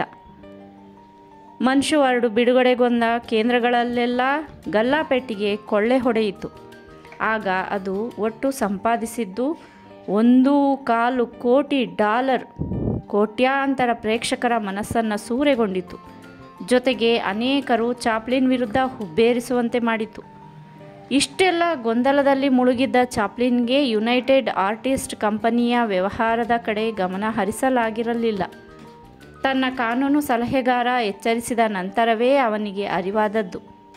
1950 ಜುಲೈ 30ರಂದು ಚಾಪ್ಲಿನ್ ಮತ್ತು ಮೇರಿ ಪಿಕ್ಫೋರ್ಡ್ UA ಕಂಪನಿಯ ತಮ್ಮ ಬಹುಪಾಲು ಷೇರುಗಳನ್ನು ಮಾರಾಟ ಮಾಡಿದರು. ಮನ್ಷು 2 ಚಿತ್ರ ಬಿಡುಗಡೆಗೊಂಡ ಕೆಲವು ದಿನಗಳ ನಂತರ ಚಾಪ್ಲಿನ್ ಪತ್ರಕರ್ತರ ಸಮಾರಂಭದಲ್ಲಿ ಪಾಲ್ಗೊಳ್ಳಬೇಕಾಯಿತು. ತನ್ನ ಇಂದಿನ ಮತ್ತು ಮುಂದಿನ ಚಿತ್ರಗಳ ಬಗ್ಗೆ ಪತ್ರಕರ್ತರು ಪ್ರಶ್ನೆಗಳನ್ನು ಕೇಳಬಹುದೆಂದು ಚಾಪ್ಲಿನ್ ಊಹಿಸಿದ. ಅದನ್ನು ಸೂಚ್ಯವಾಗಿ ಪ್ರಸ್ತಾಪಿಸಿದ. ಆದರೆ ರಾಜಕೀಯ ಪಕ್ಷಗಳ ವಕ್ತಾರರಂತಿದ್ದ ಪತ್ರಕರ್ತರಿಗೆ ಅವನ ಚಿತ್ರಗಳ ಗೊಡವೆ ಬೇಕಾಗಿರಲಿಲ್ಲ. ಅವರಿಗೆ ಬೇಕಾಗಿದ್ದುದು ಅವನನ್ನು ಮತ್ತಷ್ಟು ಸಂದಿಗ್ಧತೆಗೆ ಸಿಲುಕಿಸುವುದು. ಚಾಪ್ಲಿನ್ ಎದುರುಗಡೆ ಕೂತಿದ್ದ ಪತ್ರಕರ್ತೆ, ನೀವು ಕಮ್ಯುನಿಸ್ಟರೇನು ಎಂದು ಕೇಳಿಯೇ ಬಿಟ್ಟಳು. ಅಲ್ಲ ಎಂದೊಂದೇ ಮಾತಿನಲ್ಲಿ ಉತ್ತರಿಸಿದ ಚಾಪ್ಲಿನ್, ಮುಂದಿನ ಪ್ರಶ್ನೆ ಕೇಳಿ ಎಂದ. ಪತ್ರಕರ್ತರಲ್ಲಿ ಗುಜುಗುಜು ಆರಂಭವಾಯಿತು. ಅಮೆರಿಕದ ಪೌರತ್ವವನ್ನು ಏಕೆ ತೆಗೆದುಕೊಂಡಿಲ್ಲ ಎಂದು ಮತ್ತೊಬ್ಬ ಮುಖಕ್ಕೆ ರಚಿದಂತೆ ಕೇಳಿಯೇ ಬಿಟ್ಟ. ರಾಷ್ಟ್ರೀಯತೆಯನ್ನು ಬದಲಾಯಿಸುವ ಅಗತ್ಯ ನನಗೆ ಕಂಡು ಬರಲಿಲ್ಲ. ಒಂದೇ ಮಾತಿನಲ್ಲಿ ಹೇಳಬೇಕೆಂದರೆ ನಾನು ಇಡೀ ಪ್ರಪಂಚದ ನಾಗರಿಕ ಎಂದು ಚಾಪ್ಲಿನ್ ಸಮಾಧಾನ ನೀಡಿದ. ಅಷ್ಟರಲ್ಲಿ 2-3 ಪತ್ರಕರ್ತರು ಒಟ್ಟಿಗೆ ಪ್ರಶ್ನೆ ಕೇಳಲು ಎದ್ದು ನಿಂತರು. ಅವರ ಪೈಕಿ ಒಬ್ಬ ಗಟ್ಟಿಯಾಗಿ, ಆದರೆ ನೀವು ಸಾಕಷ್ಟು ಸಂಪಾದಿಸುತ್ತಿರೋದು ಅಮೆರಿಕದಲ್ಲಿ ತಾನೇ ಎಂದು ಕೇಳಿದ. ಹೌದು, ಚಾಪ್ಲಿನ್ ಮುಗುಳ್ನಗುತ್ತಾ ಉತ್ತರ ಹೇಳಿದ. ಇದರಲ್ಲಿ ಮುಚ್ಚುಮರೆ ಏನೂ ಇಲ್ಲ. ಹಣಕಾಸಿನ ಪ್ರತಿಯೊಂದು ವಿಷಯದ ಬಗ್ಗೆ ಅಧಿಕೃತ ದಾಖಲೆಗಳಿವೆ. ನನ್ನದು ಮೊದಲೇ ಅಂತಾರಾಷ್ಟ್ರೀಯ ಮಟ್ಟದ ವ್ಯವಹಾರ. ನನ್ನ ಸಂಪಾದನೆಯಲ್ಲಿನ 3/4 ಭಾಗ ಹೊರದೇಶಗಳಿಂದ ಬಂದಿದೆ ಎಂಬುದನ್ನು ಮರೆಯಬೇಡಿ. ಆದರೆ ನಾನು 100ಕ್ಕೆ 100ರಷ್ಟು ಆದಾಯ ತೆರಿಗೆಯನ್ನು ಅಮೆರಿಕ ಸರ್ಕಾರಕ್ಕೆ ಕಟ್ಟುತ್ತಿರುವೆ. ಆದಾಯ ತೆರಿಗೆ ಕಟ್ಟುತ್ತಿರುವ ನಾನು ಅಮೆರಿಕದ ಅತ್ಯುತ್ತಮ ಅತಿಥಿ. ಪತ್ರಕರ್ತರು ಚಾಪ್ಲಿನ್ ಉತ್ತರದಿಂದ ಒಂದು ಕ್ಷಣ ತಬ್ಬಿಬ್ಬಾದರು. ಅವರ ಪೈಕಿ ಒಬ್ಬ, ನಿಮಗೆ ಹ್ಯಾನ್ಸ್ ಈಸ್ಟ್ಲರ್ ಗೊತ್ತಾ ಎಂದು ಕೇಳಿದ. ಆತ ನನಗೆ ಪರಿಚಯ ಮಾತ್ರವಲ್ಲ, ಆತ ನನ್ನ ಆತ್ಮೀಯ ಮಿತ್ರ, ಬಹು ದೊಡ್ಡ ಸಂಗೀತ ವಿದ್ವಾಂಸ. ಆತ ಕಮ್ಯುನಿಸ್ಟ್ ಎಂಬುದು ನಿಮಗೆ ಗೊತ್ತಾ? ಆತ ಯಾವ ಪಕ್ಷಕ್ಕೆ ಸೇರಿದವನೆಂಬುದು ನನಗೆ ಬೇಕಾಗಿಲ್ಲ. ನಮ್ಮ ಗೆಳೆತನಕ್ಕೂ ರಾಜಕೀಯಕ್ಕೂ ಸಂಬಂಧವಿಲ್ಲ. ಅಂದರೆ ನೀವು ಕಮ್ಯುನಿಸ್ಟ್ ಸಿದ್ಧಾಂತಗಳ ಪ್ರತಿಪಾದಕರು ಎಂದಂತಾಯಿತಲ್ವಾ? ನಾನು ಎಂಥವರ ಗೆಳೆತನ ಮಾಡಬೇಕು, ಎಂಥವರ ಗೆಳೆತನ ಮಾಡಬಾರದು ಎಂದು ನನಗೆ ಗೊತ್ತು, ಚಾಪ್ಲಿನ್ ಕಡ್ಡಿ ಮುರಿದಂತೆ ಹೇಳಿದ. ಅಷ್ಟಕ್ಕೂ ತೆಪ್ಪಗಾಗದೆ ಇನ್ನೊಬ್ಬ ಪತ್ರಕರ್ತ, ಅಮೆರಿಕದ ಪತ್ರಕರ್ತರ ಪೈಕಿ ಹಲವರು ನಿಮ್ಮ ಬಗ್ಗೆ ಬೈಯುತ್ತಿರುವಾಗ, ಅಸಹ್ಯ ಪಟ್ಟುಕೊಳ್ಳುತ್ತಿರುವಾಗ, ಪ್ರಪಂಚವನ್ನು ಸಂತೋಷದ ಸಮುದ್ರದಲ್ಲಿ ಅಭಿನಯ ಕೌಶಲ್ಯದಿಂದ ಮುಳುಗಿಸಿರುವ ನೀವು ಅಮೆರಿಕದ ಪ್ರಜೆಗಳನ್ನು ಯಾವ ರೀತಿ ಅರ್ಥ ಮಾಡಿಕೊಂಡಿರುವಿರಿ ಎಂದು ಕೇಳಿದ. ವಿಚಿತ್ರ ಪ್ರಶ್ನೆ ಚಾಪ್ಲಿನ್ಗೆ ಅರ್ಥವಾಗಲಿಲ್ಲ. ನೀವು ಕೇಳಿದ ಪ್ರಶ್ನೆ ನನಗೆ ಅರ್ಥವಾಗಲಿಲ್ಲ, ದಯವಿಟ್ಟು ಮತ್ತೊಮ್ಮೆ ಕೇಳ್ತೀರಾ ಎಂದು ಮರುಪ್ರಶ್ನೆ ಹಾಕಿದ ಚಾಪ್ಲಿನ್. ಅದಕ್ಕೆ ಆ ಪತ್ರಕರ್ತ ಏನೇನೋ ಹೇಳಲು ಹೋದ. ಪತ್ರಕರ್ತರ ವಿಚಿತ್ರ ತರ್ಕದಿಂದ ಚಾಪ್ಲಿನ್ಗೆ ಬೇಸರವಾಯಿತು. ನಾನು ಮಾಡಿರೋ ಚಲನಚಿತ್ರಗಳ ಬಗ್ಗೆ ನೀವು ಕೇಳೋ ಪ್ರಶ್ನೆಗಳಿಗೆ ಉತ್ತರಿಸಬೇಕೆಂದೇ ನಾನು ಬಂದದ್ದು. ಆದರೆ ನೀವು ರಾಜಕೀಯದ ಬಗ್ಗೆ, ನನಗೆ ಸಂಬಂಧಿಸದ ವಿಷಯದ ಬಗ್ಗೆ ಪ್ರಶ್ನೆಗಳನ್ನು ಕೇಳಿದ್ರಿ. ನನಗೆ ತಿಳಿದಿರೋ ಮಟ್ಟಿಗೆ ಸಮಾಧಾನ ನೀಡಿದೆ. ಇನ್ನೇನು ನಾನು ಹೇಳೋದಿಲ್ಲ ಎಂದು ಭಾರವಾದ ಮನಸ್ಸಿನಿಂದ ಹೇಳಿ ಚಾಪ್ಲಿನ್ ಪತ್ರಿಕಾಗೋಷ್ಠಿಯನ್ನು ಅಲ್ಲಿಗೆ ಬರಖಾಸ್ತು ಮಾಡಿದ. ಒಂದು ದಿನ ಹಲವರ ಒತ್ತಾಯಕ್ಕೆ ಕಟ್ಟುಬಿದ್ದು ಚಾಪ್ಲಿನ್ ತನ್ನ ಹೆಂಡತಿ ಊನಾಳೊಡನೆ ಚಲನಚಿತ್ರ ಮಂದಿರಕ್ಕೆ ಹೋದ. ಜೊತೆಯಲ್ಲಿ ಮೇರಿ ಪಿಕ್ಫೋರ್ಡ್ ಸಹ ಇದ್ದಳು. ಚಿತ್ರಮಂದಿರದ ಮುಂದೆ ಮೈಲುದ್ದದ ಸರತಿ ಸಾಲನ್ನು ನೋಡಿ ಅವರಿಗೆ ಆಶ್ಚರ್ಯ ಮತ್ತು ಸಂತೋಷವಾಯಿತು. ಅವರ ನಡುವೆ ದಾರಿ ಮಾಡಿಕೊಂಡು ಅವರು ಥಿಯೇಟರು ಪ್ರವೇಶಿಸಿದರು. ಸ್ವಲ್ಪ ಹೊತ್ತಿನಲ್ಲಿ ಚಿತ್ರಮಂದಿರ ತುಂಬಿ ಹೋಯಿತು. ಥಿಯೇಟರ್ನ ವ್ಯವಸ್ಥಾಪಕ ಧ್ವನಿವರ್ಧಕದ ಮೂಲಕ ಚಾರ್ಲಿ ಚಾಪ್ಲಿನ್ ತನ್ನ ಪತ್ನಿಯೊಡನೆ ಬಂದಿಲ್ಲಿ ಹಾಜರಿರುವುದಾಗಿ ಹೇಳಿದ. ಜನ ಹೋ ಎಂದು ನಕ್ಕರು. ಪ್ರಾಣಿಗಳಂತೆ ವಿಚಿತ್ರ ಶಬ್ದ ಮಾಡತೊಡಗಿದರು. ಮತ್ತೆ ವ್ಯವಸ್ಥಾಪಕ ಪ್ರೇಕ್ಷಕರ ಗಮನವನ್ನು ಮೇರಿ ಪಿಕ್ಫೋರ್ಡ್ಲ ಕಡೆಗೆ ಸೆಳೆದ. ಆಗಲೂ ಪ್ರೇಕ್ಷಕರ ಒಂದು ಗುಂಪು ವಿಚಿತ್ರ ರೀತಿಯಲ್ಲಿ ಸ್ಪಂದಿಸಿತು. ಸಿನಿಮಾ ನಡೆಯುವಾಗಲೂ ಅಷ್ಟೇ. ಪ್ರೇಕ್ಷಕರ ಒಂದು ಗುಂಪು ಚಿತ್ರದ ಪ್ರತಿಯೊಂದು ದೃಶ್ಯವನ್ನು ಅಪಹಾಸ್ಯ ಮಾಡುತ್ತಿತ್ತು. ಸಹೃದಯ ಪ್ರೇಕ್ಷಕರ ಮೇಲೆ ಆ ಗುಂಪು ಕಿಡಿಕಾರದೆ, ಲೇವಡಿ ಮಾಡದೇ ಇರಲಿಲ್ಲ. ಒಂದು ವರ್ಗದ ಪ್ರೇಕ್ಷಕರು ಬೇಕೆಂದೇ ತನ್ನ ಚಿತ್ರ ಪ್ರದರ್ಶನಕ್ಕೆ ಅಡ್ಡಿ ಮಾಡುತ್ತಿರುವರೆಂದು ಚಾಪ್ಲಿನ್ ಅರ್ಥ ಮಾಡಿಕೊಂಡ. ಥಿಯೇಟರ್ ಹೊರಗಡೆಯೂ ಕ್ಯಾಥೋಲಿಕ್ ಧರ್ಮೀಯರು ಚಾಪ್ಲಿನ್ ವಿರುದ್ಧ ಮಂಚು ವರ್ಡು ಚಿತ್ರದ ವಿರುದ್ಧ ಧರಣಿ ನಡೆಸಿದ್ದರು. ಅವಾಚ್ಯ ಶಬ್ದಗಳಿಂದ ನಿಂದಿಸತೊಡಗಿದ್ದರು. ಪೇಯಿಂಗ್ ಗೆಸ್ಟ್ ರೂಪದಲ್ಲಿ ಚಾಪ್ಲಿನ್ ಈ ದೇಶದಲ್ಲಿರುವುದು ಬೇಡ, ಕೃತಜ್ಞನೂ ಕಮ್ಯುನಿಸ್ಟ್ ವಾದಿಯೂ ಆದ ಚಾಪ್ಲಿನ್ನನ್ನು ಈ ದೇಶದಿಂದ ರಷ್ಯಾಕ್ಕೆ ಓಡಿಸಬೇಕು ಎಂದು ಮುಂತಾಗಿ ಅವರು ಘೋಷಣೆಗಳನ್ನು ಕೂಗುತ್ತಿದ್ದರು. ಅಂಥ ಬರಹಗಳಿಂದ ಫಲಕಗಳನ್ನು ಪ್ರದರ್ಶಿಸುತ್ತಿದ್ದರು. ಪತ್ರಕರ್ತರು ಅಂಥವರ ಚಟುವಟಿಕೆಗಳನ್ನು ಬೆಂಬಲಿಸುತ್ತಿದ್ದರು. ಇಂಥ ಮತಾಂಧರು ಫ್ಯಾಸಿಸ್ಟ್ ಮನೋಭಾವದವರ ಉಪಟಳದಿಂದಾಗಿ ಅಮೆರಿಕಾದ ಅನೇಕ ಥಿಯೇಟರುಗಳಲ್ಲಿ ಚಾಪ್ಲಿನ್ನ ಚಿತ್ರಗಳು ಪ್ರದರ್ಶನಗೊಳ್ಳಲಿಲ್ಲ. ಈ ಗತಿ ಮಂಚು ವರ್ಡುಗೊಂದೇ ಅಲ್ಲದೆ ದಿ ಗ್ರೇಟ್ ಡಿಕ್ಟೇಟರ್ನಂಥ ಚಿತ್ರಕ್ಕೂ ಒದಗಿತು. ಕ್ಯಾಥೋಲಿಕ್ ಮತಾಂಧರು ದಿ ಗ್ರೇಟ್ ಡಿಕ್ಟೇಟರ್ ನೋಡುವುದೆಂದರೆ ದೇವರಿಗೆ ದ್ರೋಹ ಬಗೆದಂತೆ ಎಂದೂ, ಮಕ್ಕಳು ನೋಡಿದರೆ ಖಂಡಿತ ನಾಸ್ತಿಕರಾಗುವರೆಂದೂ ಸುದ್ದಿ ಹಬ್ಬಿಸುವಲ್ಲಿ ಸಫಲರಾದರು. ಪರಿಸ್ಥಿತಿ ಹೀಗೆ ಮುಂದುವರಿದಿರುವಾಗ ಚಾಪ್ಲಿನ್ ದಿ ಗ್ರೇಟ್ ಡಿಕ್ಟೇಟರ್ ಚಿತ್ರದ ಕತೆಗೆ ಸಂಬಂಧಿಸಿದಂತೆ ಕೃತಿ ಚೌರ್ಯ ಮಾಡಿರುವನೆಂದು ಸುದ್ದಿ ಹಬ್ಬಿಸಿದರು. ಇದಕ್ಕಾಗಿ ಯುರೋಪಿಯನ್ ಕತೆಗಾರ ಕಾರ್ನಾಡ್ ವೈರಕೋವಸಿ ಅಸ್ತ್ರವಾಗಿ ಬಳಸಿಕೊಂಡರು. ಚಾಪ್ಲಿನ್ಗೆ ವೈರಕೋವಿಸಿಯ ಕತೆಗಳೆಂದರೆ ತುಂಬ ಇಷ್ಟ. ಅಲ್ಲದೆ ಸಮಕಾಲೀನನಾದ ಅವನನ್ನು ತಾನು ಹತ್ತಿರದಿಂದ ಬಲ್ಲವನಾಗಿದ್ದ. ಮಾಡರ್ನ್ ಟೈಮ್ಸ್ ಮುಗಿಸಿದ ನಂತರ ಜಿಪ್ಸಿಗಳ ಅಲೆಮಾರಿ ಬದುಕನ್ನು ಆಧರಿಸಿ ಒಂದು ಒಳ್ಳೆಯ ಚಿತ್ರ ಮಾಡಬೇಕೆಂದು ಚಾಪ್ಲಿನ್ ವೈರಕೋವಿಸಿಯನ್ನು ಭೇಟಿಯಾದಿದ್ದನಂತೆ. ಅಂಥ ಕತೆಗಳೇನಾದರೂ ಇವೆಯೇ ಎಂದು ಅವನನ್ನು ಕೇಳಿದ್ದನಂತೆ. ಅದಕ್ಕಿದ್ದು ವೈರಕೋವಸಿ ಹಿಟ್ಲರ್ನ ಬಗ್ಗೆ, ಹಿಟ್ಲರ್ನನ್ನು ಹೋಲುವ ಯಹೂದಿ ಹಜಾಮನ ಬಗ್ಗೆ ಒಂದು ಎಳೆಯಷ್ಟು ಕಥೆಯನ್ನು ವಿವರಿಸಿದನಂತೆ. ತಲೆ ಅಲ್ಲಾಡಿಸಿ ಹೋದ ಚಾಪ್ಲಿನ್ ತಿರುಗಿ ನೋಡಲಿಲ್ಲವಂತೆ. ದಿ ಗ್ರೇಟ್ ಡಿಕ್ಟೇಟರ್ ಚಿತ್ರ ನೋಡಿ ವೈರಕೋವಿಸಿ ಚಾಪ್ಲಿನ್ಗೆ ಅನೇಕ ಪತ್ರಗಳನ್ನು ಬರೆದನಂತೆ. ಅದಕ್ಕೆ ಚಾಪ್ಲಿನ್ ಪ್ರತಿಕ್ರಿಯಿಸದೆ ಹೋದದ್ದರಿಂದ ವೈರಕೋವಸಿ ಅಸಹಾಯಕತೆಯಿಂದ ಮೈ ಪರಚಿಕೊಂಡನಂತೆ. ಚಾಪ್ಲಿನ್ ವಿರೋಧಿಗಳಿಗೆ ವೈರಕೋವಸಿ ಮೈಪರಿಚಿಕೊಳ್ಳುತ್ತಿದ್ದುದು ಅತ್ಯಾಕರ್ಷಕವಾಗಿ ಕಂಡಿತು. ಅವರು ಈ ಕತೆಗಾರನನ್ನು ಚಾಪ್ಲಿನ್ ವಿರುದ್ಧ ಎತ್ತಿ ಕಟ್ಟುವಲ್ಲಿ ಸಫಲರಾದರು. ಅವರ ಒತ್ತಡದಿಂದ ವೈರಕೋವಿಸಿ ಕೋರ್ಟ್ನಲ್ಲಿ ಚಾಪ್ಲಿನ್ ಮೇಲೆ ಕೃತಿಚೌರ್ಯ ಆಪಾದನೆಯನ್ನು ಸಲ್ಲಿಸಿದ. ಹಾಗಲಕಾಯಿಗೆ ಬೇವಿನಕಾಯಿ ಸಾಕ್ಷಿ ಎಂಬಂತೆ ರಷ್ಯಾದ ನಾಯಕ ನಟ ಕುಯಿನವಿಚಿಯ ನೆರವನ್ನು ಸಾಕ್ಷಿ ರೂಪದಲ್ಲಿ ಪಡೆದುಕೊಂಡ. ಅಮೆರಿಕ ಸರ್ಕಾರಕ್ಕೂ ಚಾಪ್ಲಿನ್ ವಿರುದ್ಧ ಕ್ರಮ ಜರುಗಿಸುವಂತೆ ಮನವಿ ಸಲ್ಲಿಸಿದ. ಪತ್ರಿಕಾಗೋಷ್ಠಿ ಕರೆದು ಹೇಳಿಕೆ ನೀಡಿ ಸುದ್ದಿ ಮಾಡಿದ. ಸರ್ಕಾರಕ್ಕೆ ಸುದ್ದಿ ಮಾಧ್ಯಮಗಳಿಗೆ ಬೇಕಾಗಿದ್ದು ಇಷ್ಟೇ. ಇದೇ ಕಾರಣದ ಮೇಲೆ ಚಾಪ್ಲಿನ್ಗೆ ಕಿರುಕುಳ ಕೊಡುವುದನ್ನು ಆರಂಭಿಸಿದವು.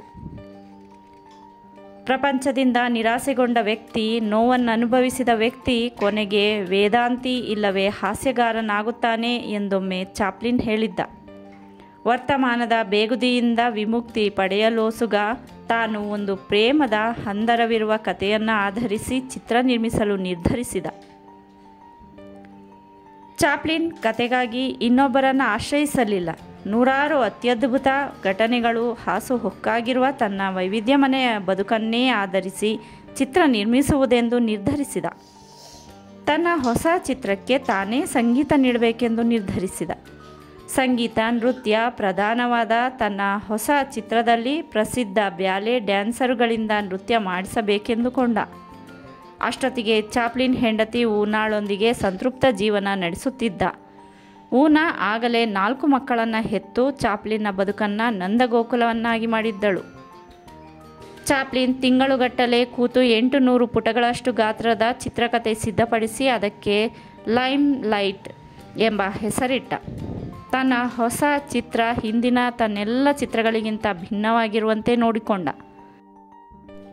ಇದೊಂದು ವಿಷಾದ ಅಂತ್ಯವಿರುವ ಕತೆ. ಇದರಲ್ಲಿ ಟ್ರಾಂಪ್ ಪಾತ್ರ ಹಿಂದಿನ ಎಲ್ಲ ಪಾತ್ರಗಳಿಗಿಂತ ಭಿನ್ನ. 5-6 ದಶಕಗಳ ಕಾಲ ಜನಸಾಗರವನ್ನು ಸಂತೋಷದಲ್ಲಿ ಮುಳುಗಿಸಿದ, ಕಚಗುಳಿ ಇಕ್ಕಿದ, ಸಮಾಜದ ಲೋಪದೋಷಗಳ ಕಡೆ ಬೆರಳು ಮಾಡಿ ತೋರಿಸಿದ, ಸರ್ವಾಧಿಕಾರಿಯನ್ನು ಲೇವಡಿ ಮಾಡಿದ, 4-6 ಕೊಲೆಗಳನ್ನು ಮಾಡುವುದರ ಮೂಲಕ ಯುದ್ಧದ ಅತಿರೇಕಗಳನ್ನು ವಿಮರ್ಶಿಸಿದ ಟ್ರಾಂಪ್ ಪಾತ್ರಕ್ಕೆ ಇತಿಶ್ರೀ ಹಾಡಲೆಂದೇ ಚಾಪ್ಲಿನ್ ಲೈಮ್ ಲೈಟ್ ಚಿತ್ರಕ್ಕೆ ಕೈ ಹಾಕಿದ. ಚಾರ್ಲಿ ಪಾತ್ರ ಲೈಮ್ ಲೈಟ್ ಚಿತ್ರದಲ್ಲಿ ಪ್ರೇಕ್ಷಕರ ಅಂತಃಕರಣವನ್ನು ಸೂರೆಗೊಳ್ಳುತ್ತದೆ. ಕರುಣೆಯ ತಂತಿಮೀಟಿ ದುಃಖದ ನಾದ ಹೊರಡಿಸುತ್ತದೆ. ಚಾಪ್ಲಿನ್ನ ಅಜರಾಮರವಾದ ಪಾತ್ರವಾದ ಚಾರ್ಲಿ ಚಿತ್ರದ ಅಂತ್ಯದಲ್ಲಿ ಸಾಯುತ್ತದೆ. ಅದು ಒಂದು ಅರ್ಥದಲ್ಲಿ ಚಾಪ್ಲಿನ್ನ ಸಾವು ಆಗುತ್ತದೆ. ಆದ್ದರಿಂದಲೇ ಚಾಪ್ಲಿನ್ ಲೈಮ್ ಲೈಟನ್ನು ಟ್ರಾಜಿಡಿಯಾಗಿ ಚಿತ್ರೀಕರಿಸಿದ. ಈ ಚಿತ್ರ ತೆಗೆಯಲು ಅವನು 18 ತಿಂಗಳು ಕಾಲ ಶ್ರಮಿಸಿದ. ಕಲಾವಿದ ಮತ್ತು ಸಮಾಜ ಮತ್ತು ಕಲಾವಿದನ ನಡುವಿನ ಸಂಬಂಧದ ಏರಿಳಿತಗಳನ್ನು ಸೊಗಸಾಗಿ ಚಾಪ್ಲಿನ್ನ ಆತ್ಮಕಥೆಯೇ ಅಂದರೆ ಸಿಟಿ ಲೈಟ್